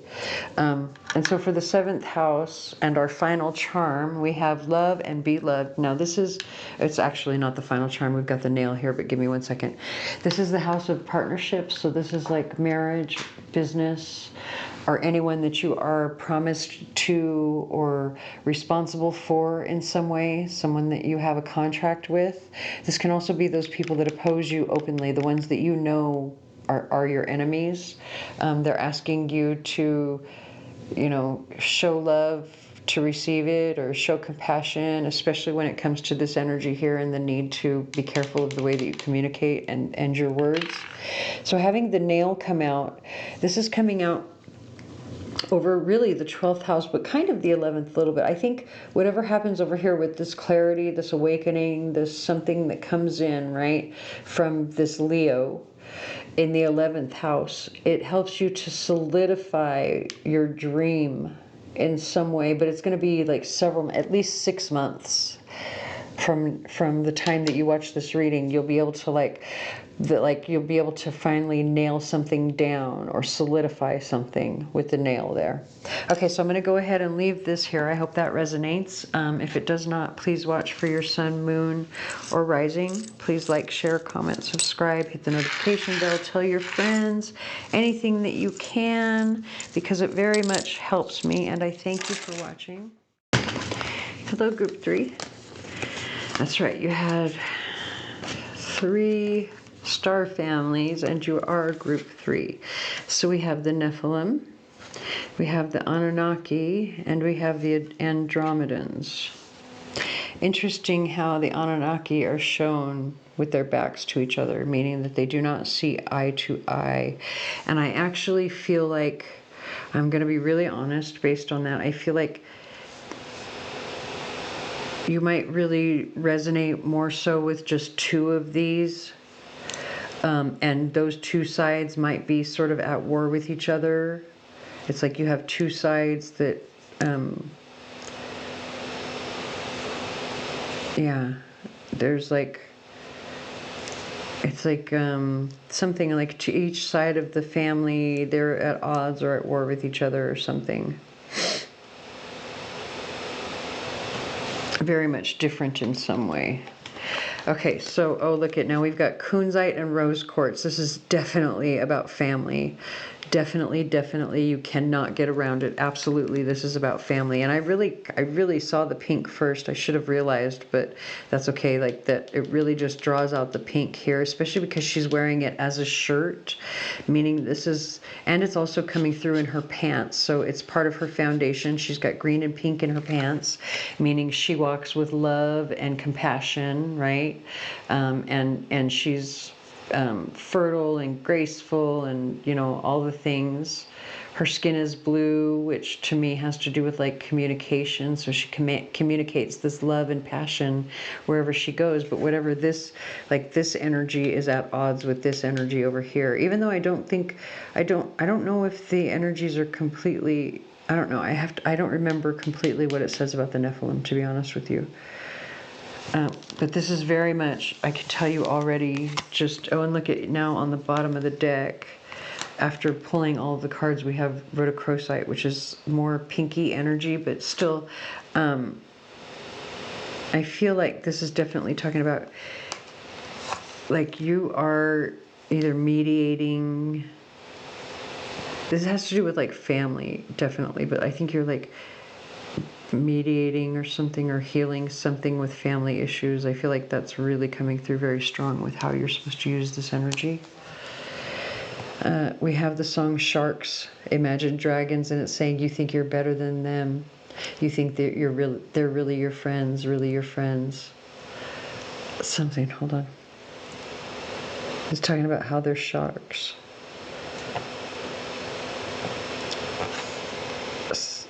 It says you think you're better than them, better than them. You think they're really your friends, but when it comes to the end, you're just the same as them, same as them. Ooh, interesting. Okay, so let it go, let it go. That's the way that it goes. First you're in, then you're out. Everybody knows. You're hot, then you're cold. You're a light in the dark. Just you wait and you'll see that you're swimming with sharks. Okay.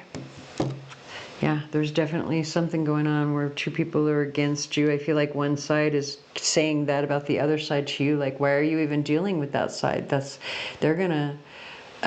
you know, blah, blah, blah, all this stuff that's coming through this song. Like, it just feels like one person is saying that about the other side, or one side is saying that about the other side, I should say.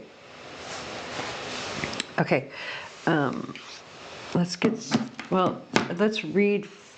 I want to actually get some more crystals though first. I want to see if there's anything else that you can work with, although it feels really complete. I got to be honest. I feel like you don't need any others, but just in case you don't have kunzite or rose quartz and there's something else that you might be able to work with to do the same thing.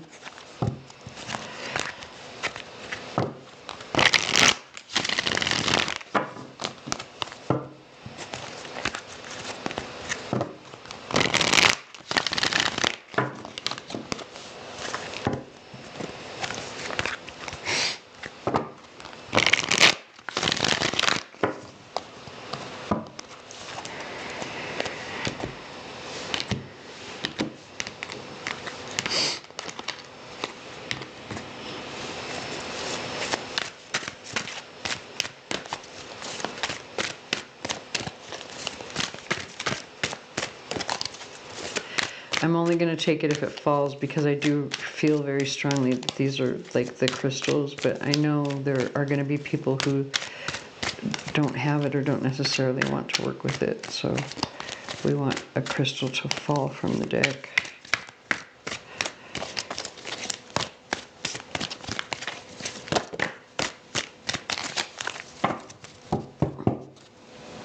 Okay, now you have clear quartz. I gotta be honest with you, this clear quartz, it feels like a sarcastic answer. Like, oh my God. So ever since Halloween, well, the beginning of October, actually, I don't know why. Well, actually, no, I do know why. My dog died, and ever since she passed away, I've been having a lot more, like, mediumship messages coming through in my readings, and I don't consider myself a medium. I need to say that right off the bat. I do not consider myself a medium, although I have had medium experiences throughout my life. The first one, when my grandmother died, she came to me the night that she died. And I've had several other experiences since then, but I don't practice it. I don't consider myself a medium. I consider myself more of like an astrologer, tarot reader, or psychic, whatever, clairvoyant. Although I guess they're the same thing. But anyway, the reason that I'm laughing is because like I say, I've been getting more of these messages coming through, and this right here, this clear quartz, feels very sarcastic. And it kind of feels like maybe somebody that's watching this reading, like maybe you have ancestors that are kind of sarcastic. Like almost like they would say, I gave you these 2 crystals. Why are you asking me for more? Like, why are you wasting my time? That kind of like almost on the edge of being mean, sarcastic. Again, just take it however it resonates for your situation. We have the song Angel by Anita Baker. Okay, so, the clear quartz is a master healer. I feel like you're healing a family situation anyway. I feel like that's what you're meant to do with this energy, is you're meant to balance out a family situation. So clear quartz will absolutely help you do that. Look at, now here's more sarcasm with the diamond. The diamond is like clear quartz on steroids. It's also, if you think about it, they're clear, colorless stones as well. And then I'm going to get to these other 2 in just a second, which is, it really feels very sarcastic. Every single one of these crystals that came out. Oh my God. Oh God, this is so funny. Okay, so again, the diamond is like the clear quartz on steroids. It does the same thing that the clear quartz does, but again, like much faster. Like the strength is much more strong. But here's what's really funny, really, really funny. So opal happens to be one of my favorite crystals.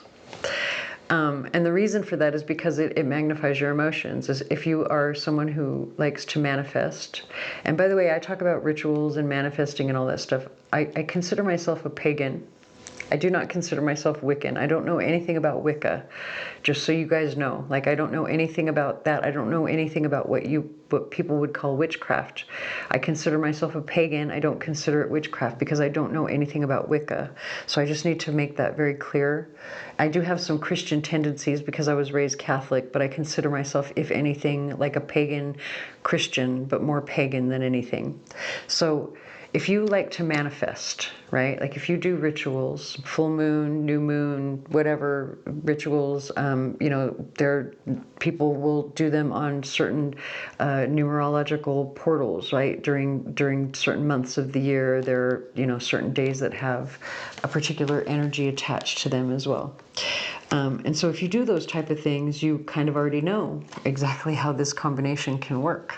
Exactly how strong this combination is and why it's such a good combination, but only if you're in balance, only if you've already put these 2 to work, right?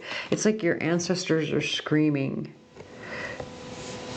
to get yourself balanced so that you can balance this situation out, which is I think it's like the family, it's a family situation where they're opposing each other in some way, or there's stress, something going on. Once you do that, if you go in and try to mediate, and you're wearing opal and black tourmaline, or you're at least carrying them with you, I think your words are going to carry a whole lot of weight, a whole lot more weight than you think that they do, or than you even realize right now.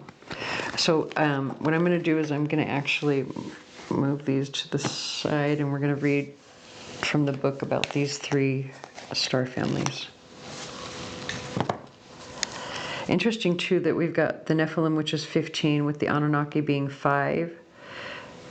So it's you've got 2 5s here, but hold on, 15, 24, so it adds up to a 6, which is the number of Venus, the number of love. And remember this kunzite and all of this rose quartz that came out.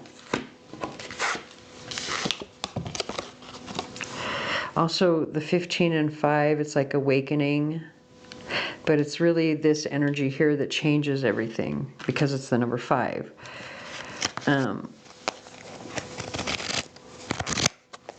Okay, let me read what it says. The Nephilim are also known as Anakin, Els, and Elohim. The Nephilim were the humanoid giants of ancient times on Earth that seemingly died out during the last great flood. They stood at 14 feet tall and sometimes even taller. Their origins are unclear. Some sources say they originate from Canaan. Genesis chapter 6 verse 4 states that they are the sons of God. Later interpretations of this, we have the song. Hold on. One of These Nights by the Eagles, and it's 12:13 p.m. exactly. But I'm just calling them out because they're calling to me. So it's 12:13, and my battery is at 77%. So angel numbers 12:13, Ascension, 77. You're on the right path, and we have the song "One of These Nights" by the Eagles. So hold on, where was I?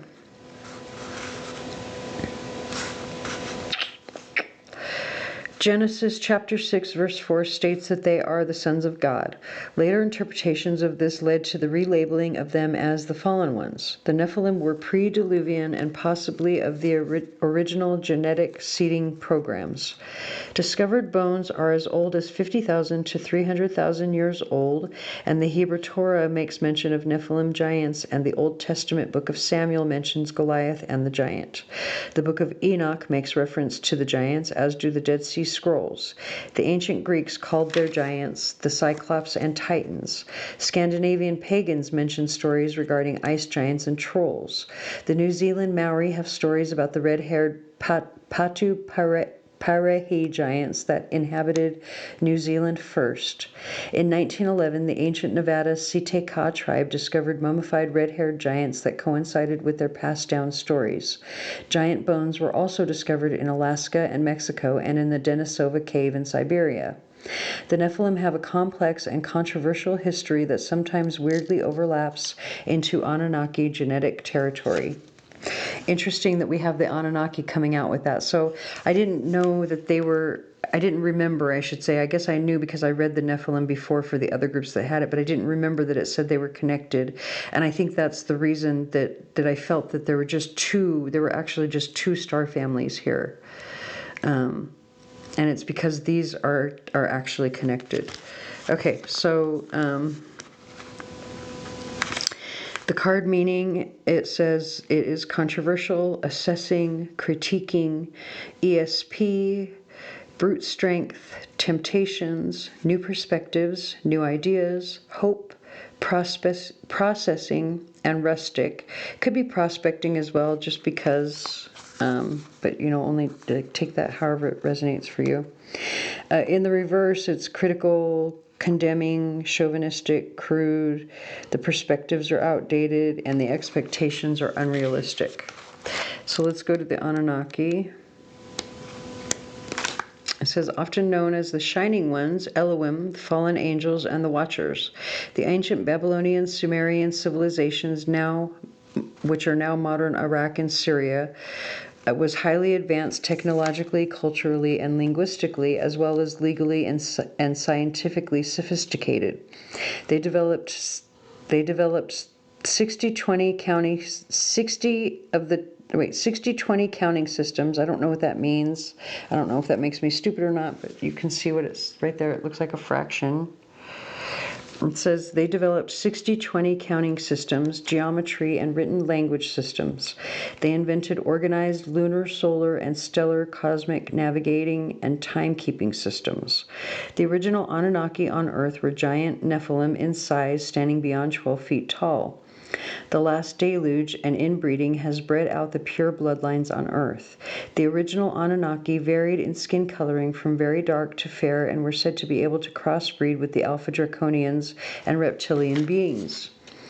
Ancient Sumerian clay tablets revealed documentation dating back to the 24th century BC, creation and genetic stories that were polytheistic with many complex off-world Anunnaki narratives. The Anunnaki were the inhabitants of the planet Nibiru, a distant reddish planet that enters our solar system every 3,600 years. It is debated if Nibiru's last elliptic orbit entrance to our solar system may have caused the Great Deluge. Either way, Anunnaki invaded Earth and infiltrated, then destroyed Atlantis. Later led by High Priest scientist Enki, they then started a mining colony. Remember what I said about what was it that I was saying about prospecting? So they then started a mining colony with another off-planet race called the Igigi to assist in the mining of monatomic gold for its precious interdimensional properties. The Igigi rebelled and departed due to the Anunnaki's control. Led by half-brother Enlil and against Enki's wishes, the Anunnaki then used sophisticated genetic engineering on the Earthlings to create a somewhat upgraded hybrid human workforce smart enough to follow instructions, though not smart enough to rebel. Enki was the support, mentor, and advisor for the humans. The remaining Anunnaki ancestors are waiting for the next Nibiru orbit to leave Earth. So the card meaning is conflict of interest, drama, duality, controlling, wanting to always be right, sibling rivalry, black and white thinking, separation, disagreements, misogyny, team sport, enemies, polarized, and in the reverse, it's reunite, cooperation, unity, compromise, agreement, egalitarian, and fair. So now let's go to the Andromedans. It says the Andromedans come from the Andromedan constellation, which is 2.5 million light years away near the Great Square of Pegasus. Andromedans inhabit a massive area in space and are possibly the oldest race that visit our Milky Way galaxy.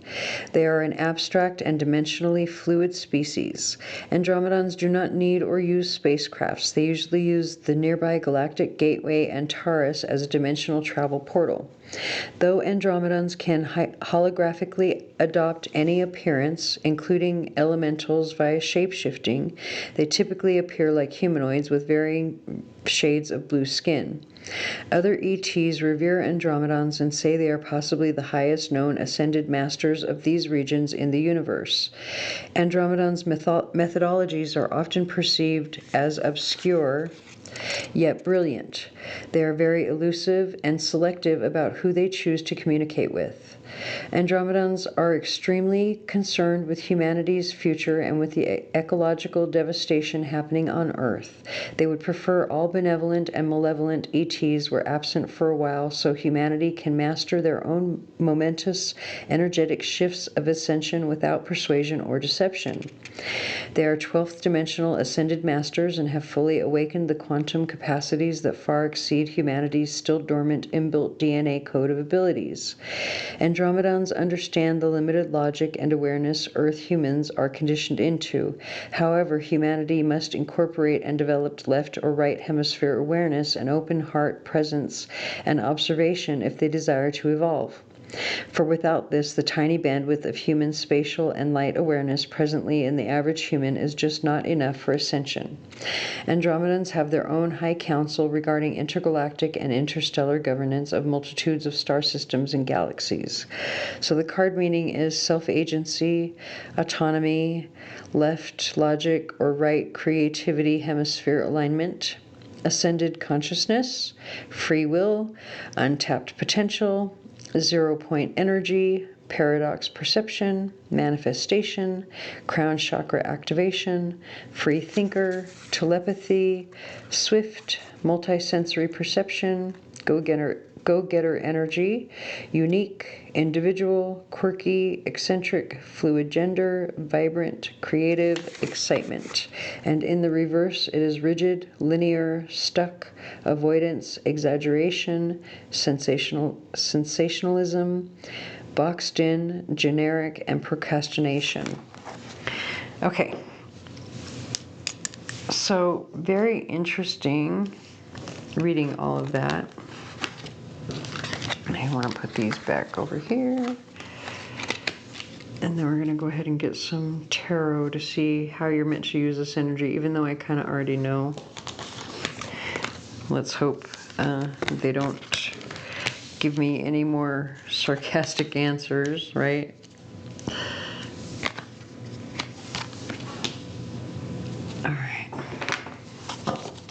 Oh, geez. You know, I keep telling myself I gotta look at the actual, like, screen on my computer to see what the camera sees, because, like, there's no way I'm gonna post this if everything is, like, jacked up like that on screen. I have to learn how to watch the the screen on the computer instead of what's on the table. I'm so used to just looking at what's on the table. It looks like it's not focused, huh? Is that just me?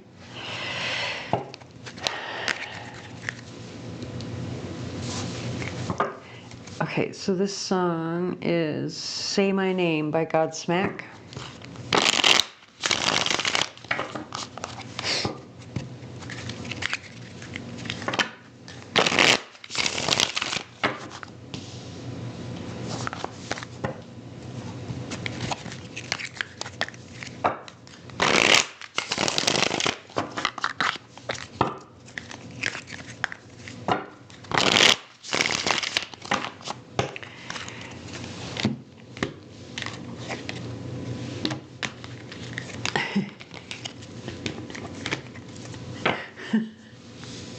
I'm sorry I'm laughing. It's like,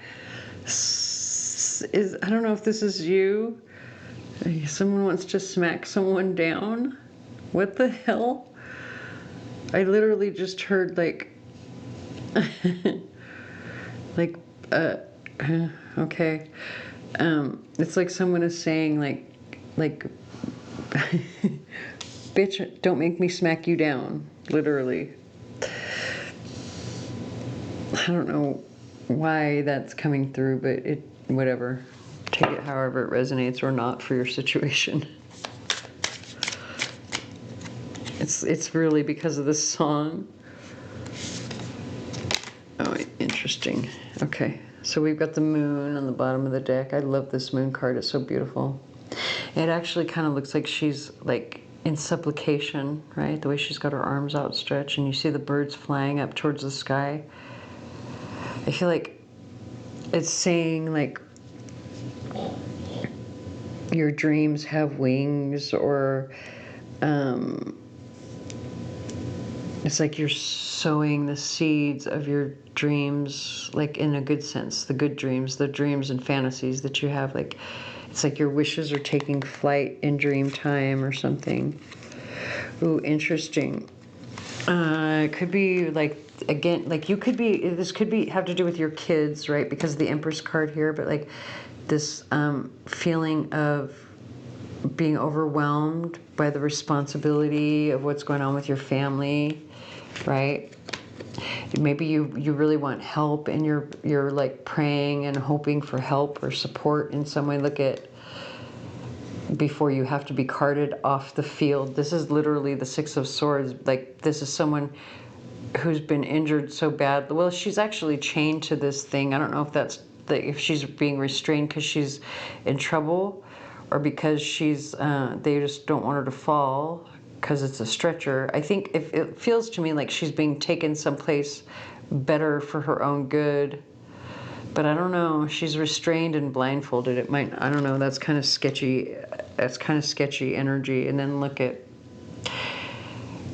whatever, even if it is sketchy, like maybe it is for her own good, because you got the Ten of Pentacles, for her own security, for her own safety, for her own health. Because it looks like once she comes out of it, look at how she looks like she's celebrating again, confident, secure again. I don't know exactly yet how this is, why this is coming through this way, but I feel like this is your wish or something. Now we've got the song Cut the Line, Papa Roach, and the very first lyric is, are you tangled up inside? Is it something that you hide? We have the King of Pentacles with the Fool. Look at how they're back to back. They're not seeing eye to eye. Again, that's coming through. Maybe, well, maybe this is like your spouse, especially if you have kids, or maybe the father of your kids or something. Could even be an Aries, or Taurus, because this is King of Pentacles. King of Pentacles would be earth energy, mainly Taurus, but it doesn't have to be. It can be any earth sign. However, the Fool card is absolutely Aries energy. because it's a major arcana. It's only got one astrological ruler.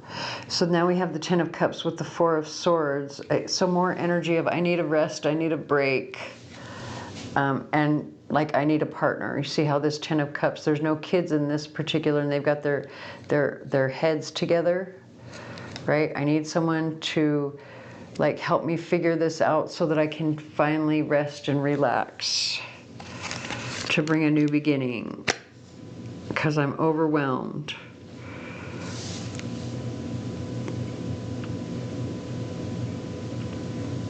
There's too much separation in this family.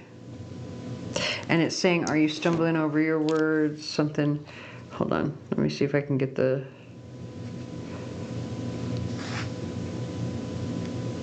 Are you stumbling with your words? Sometimes it hurts because you don't have a way to speak out.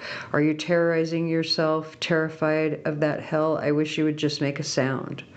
And it keeps saying, is there something that you want to say? Something that you want to say?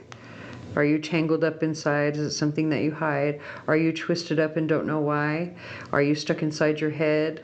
Like I'm stuck inside my head. If you listen to the voice inside, cut the line. Okay. Let's get our questionable deck to see some clarification, like what else do they want to say. It could be about this, but sometimes like with some of the readings I'm noticing they're coming up with something completely different. So, you know, take it however it resonates. Once we're done with this, we'll move on to the charms to see what you need to be aware of over the next month regarding this energy.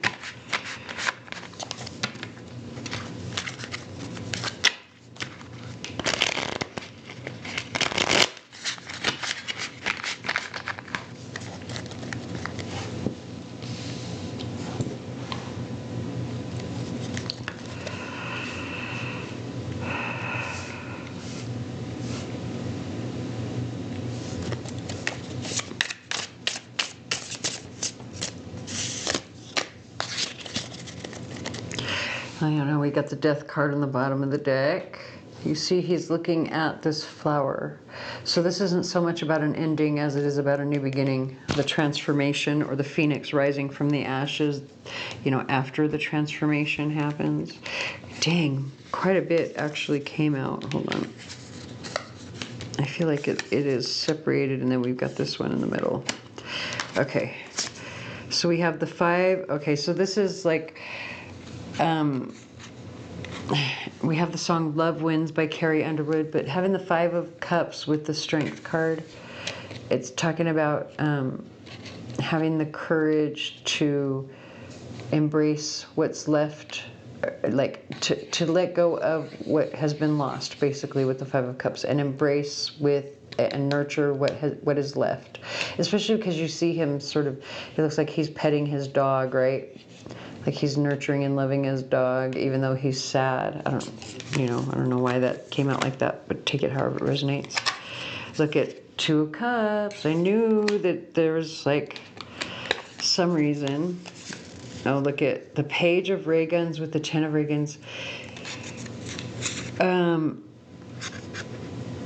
This is like the words, like somebody with the Page of Ray Guns being the Page of Swords. Look at the way the expression on their face. They're saying something. They're talking, not paying attention to the ray gun, shooting off all of this energy, right? And boom, it's like killing this dude in the 10 of Ray Guns. Like boom, dead. There's no bringing him back. It's over. It's done. It's a betrayal. Somebody is saying something, I think, that is either a betrayal to you, or maybe vice versa. You're saying something that's a betrayal to someone else.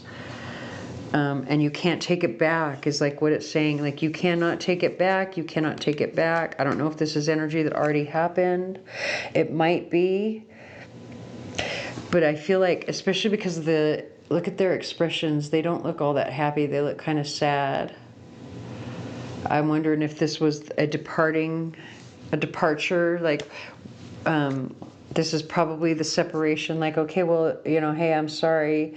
Like, it's, you know, blah, blah, blah, blah, blah. Whatever is said over here, then they say their goodbyes. They go their separate ways. And then now there's this new energy. And then look at the Queen of Probes with the Ace of Specimens. She actually looks like you know how teachers will take a ruler and go like this with it? It looks like that's what she's doing with it. I swear to God, somebody wants to spank somebody else. I'm sorry, but like, oh my God, it's already come through like twice. Really, like somebody wants to slap somebody down or like spank them or like, and I mean, I don't think it's sexual, but it could be. Sometimes those things, especially if it's in a marriage, it could go both ways, right? Anyway. Look, I'm so sorry. I just realized something. Oh God, I'm so happy I did the parental advisory for these videos. Like this is after she's done, this is what's anyway. Did I already say that we have the song Love Wins as well? Like I don't know if I can say what I'm hearing. Stroke the ego. That's the best way I can say it. Once you're done stroking the ego, this is what the offering that you're left with. And look, now you've got the Four of Probes, which is the Four of Wands. It's like a celebration, and then the rest afterwards. Like, okay, now you can roll over and go to sleep. Oh my God, I'm sorry. Oh, and look, the Page of Specimens. Here she is proudly carrying the specimen she created from stroking the ego. Okay, I'm done.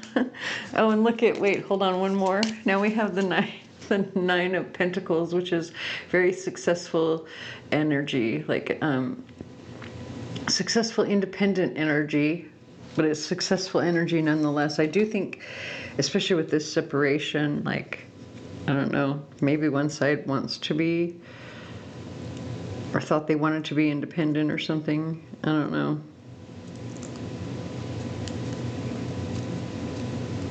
It's like somebody wants to slap someone else down, but they're telling you not to be. They're, especially with the song Love Wins, like they're telling you to be nice. Like it'll be much better if you look at, now we have the song The Loneliest by Måneskin. I don't know how to say that.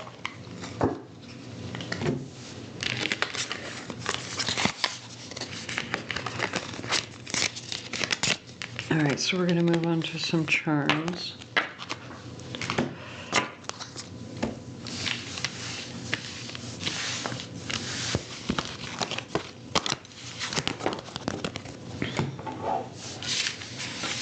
And so if I didn't already explain, the charms with, we're going to look at what do you need to be aware of over the next month regarding this energy, your star family energy.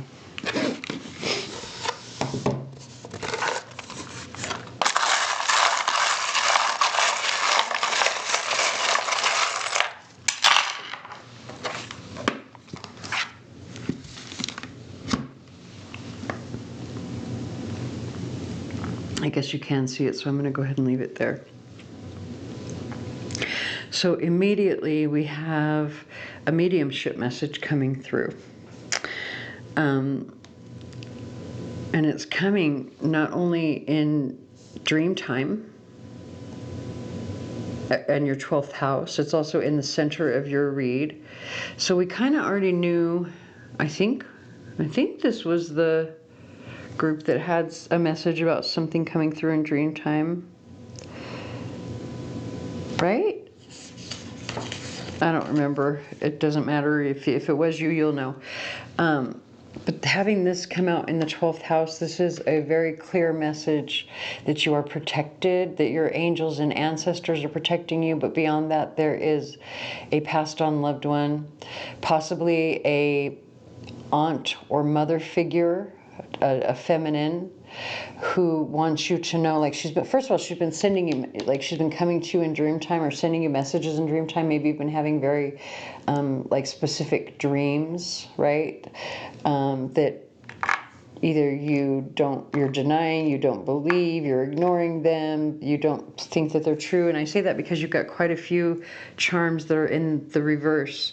This one is upright, and these two are upright along with this letter here. Other than that, the rest of everything else was upside down, and I typically read them upside down as meaning something that either you don't, like, it's going to be a surprise, you don't see it coming, you're ignoring it, right?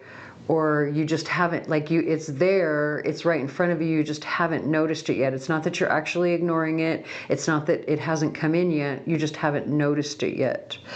And so take that however it resonates for the messages coming from your passed on loved one, but it's coming through twice because of this charm. That's what this specific charm has, a special meaning, but also this crystal here. I can never remember the name of this crystal, and it's one of my favorites. God, I just love the way it feels in my hand. Like, if I could, I would carry it with me everywhere, and I can never remember what the name of this crystal is, but anyway, it is very much connected to the ancestors. Just look at the orbs on it. Like, this is a shaman stone. Like, it is very much connected to the ancestors. God, why can't I remember the name of it? Anyway, one of my favorite stones. It's coming out over your 4th house. And it's coming out with the clouds that have the sun coming up over the top. You know, coming up, so there's clarity coming in over confusion, meaning they're giving you messages trying to clear up confusion for you, but this, again, it was upside down. You're ignoring it, you don't believe it. It's also messages of hope that are coming through in your dreams about a person, place, or thing with these 2 letters attached to it, because, you know, the letters are going to be again, a proper noun, a person, place, or thing. So again, these are going to be attached to your home, your family. We already saw that there's a big family issue going on where there's separation. You could be dealing with an Aquarius. It's literally coming out twice over your 3rd house. Like, Aquarius rules your 3rd house if you have Sagittarius ascendant anyway. Or if we're just reading your chart as a solar chart, then Aquarius would rule your 3rd house. It would own your 3rd house. But you also have the Aquarius die coming out over the 3rd house as well. So either you need to talk to an Aquarius. There's something about the communication that you're putting out online that's important, that you need to have faith when it comes to an Aquarius, or your communication, what you're putting out online, what you've been talking to or about with other people in your wider network, your wider circle.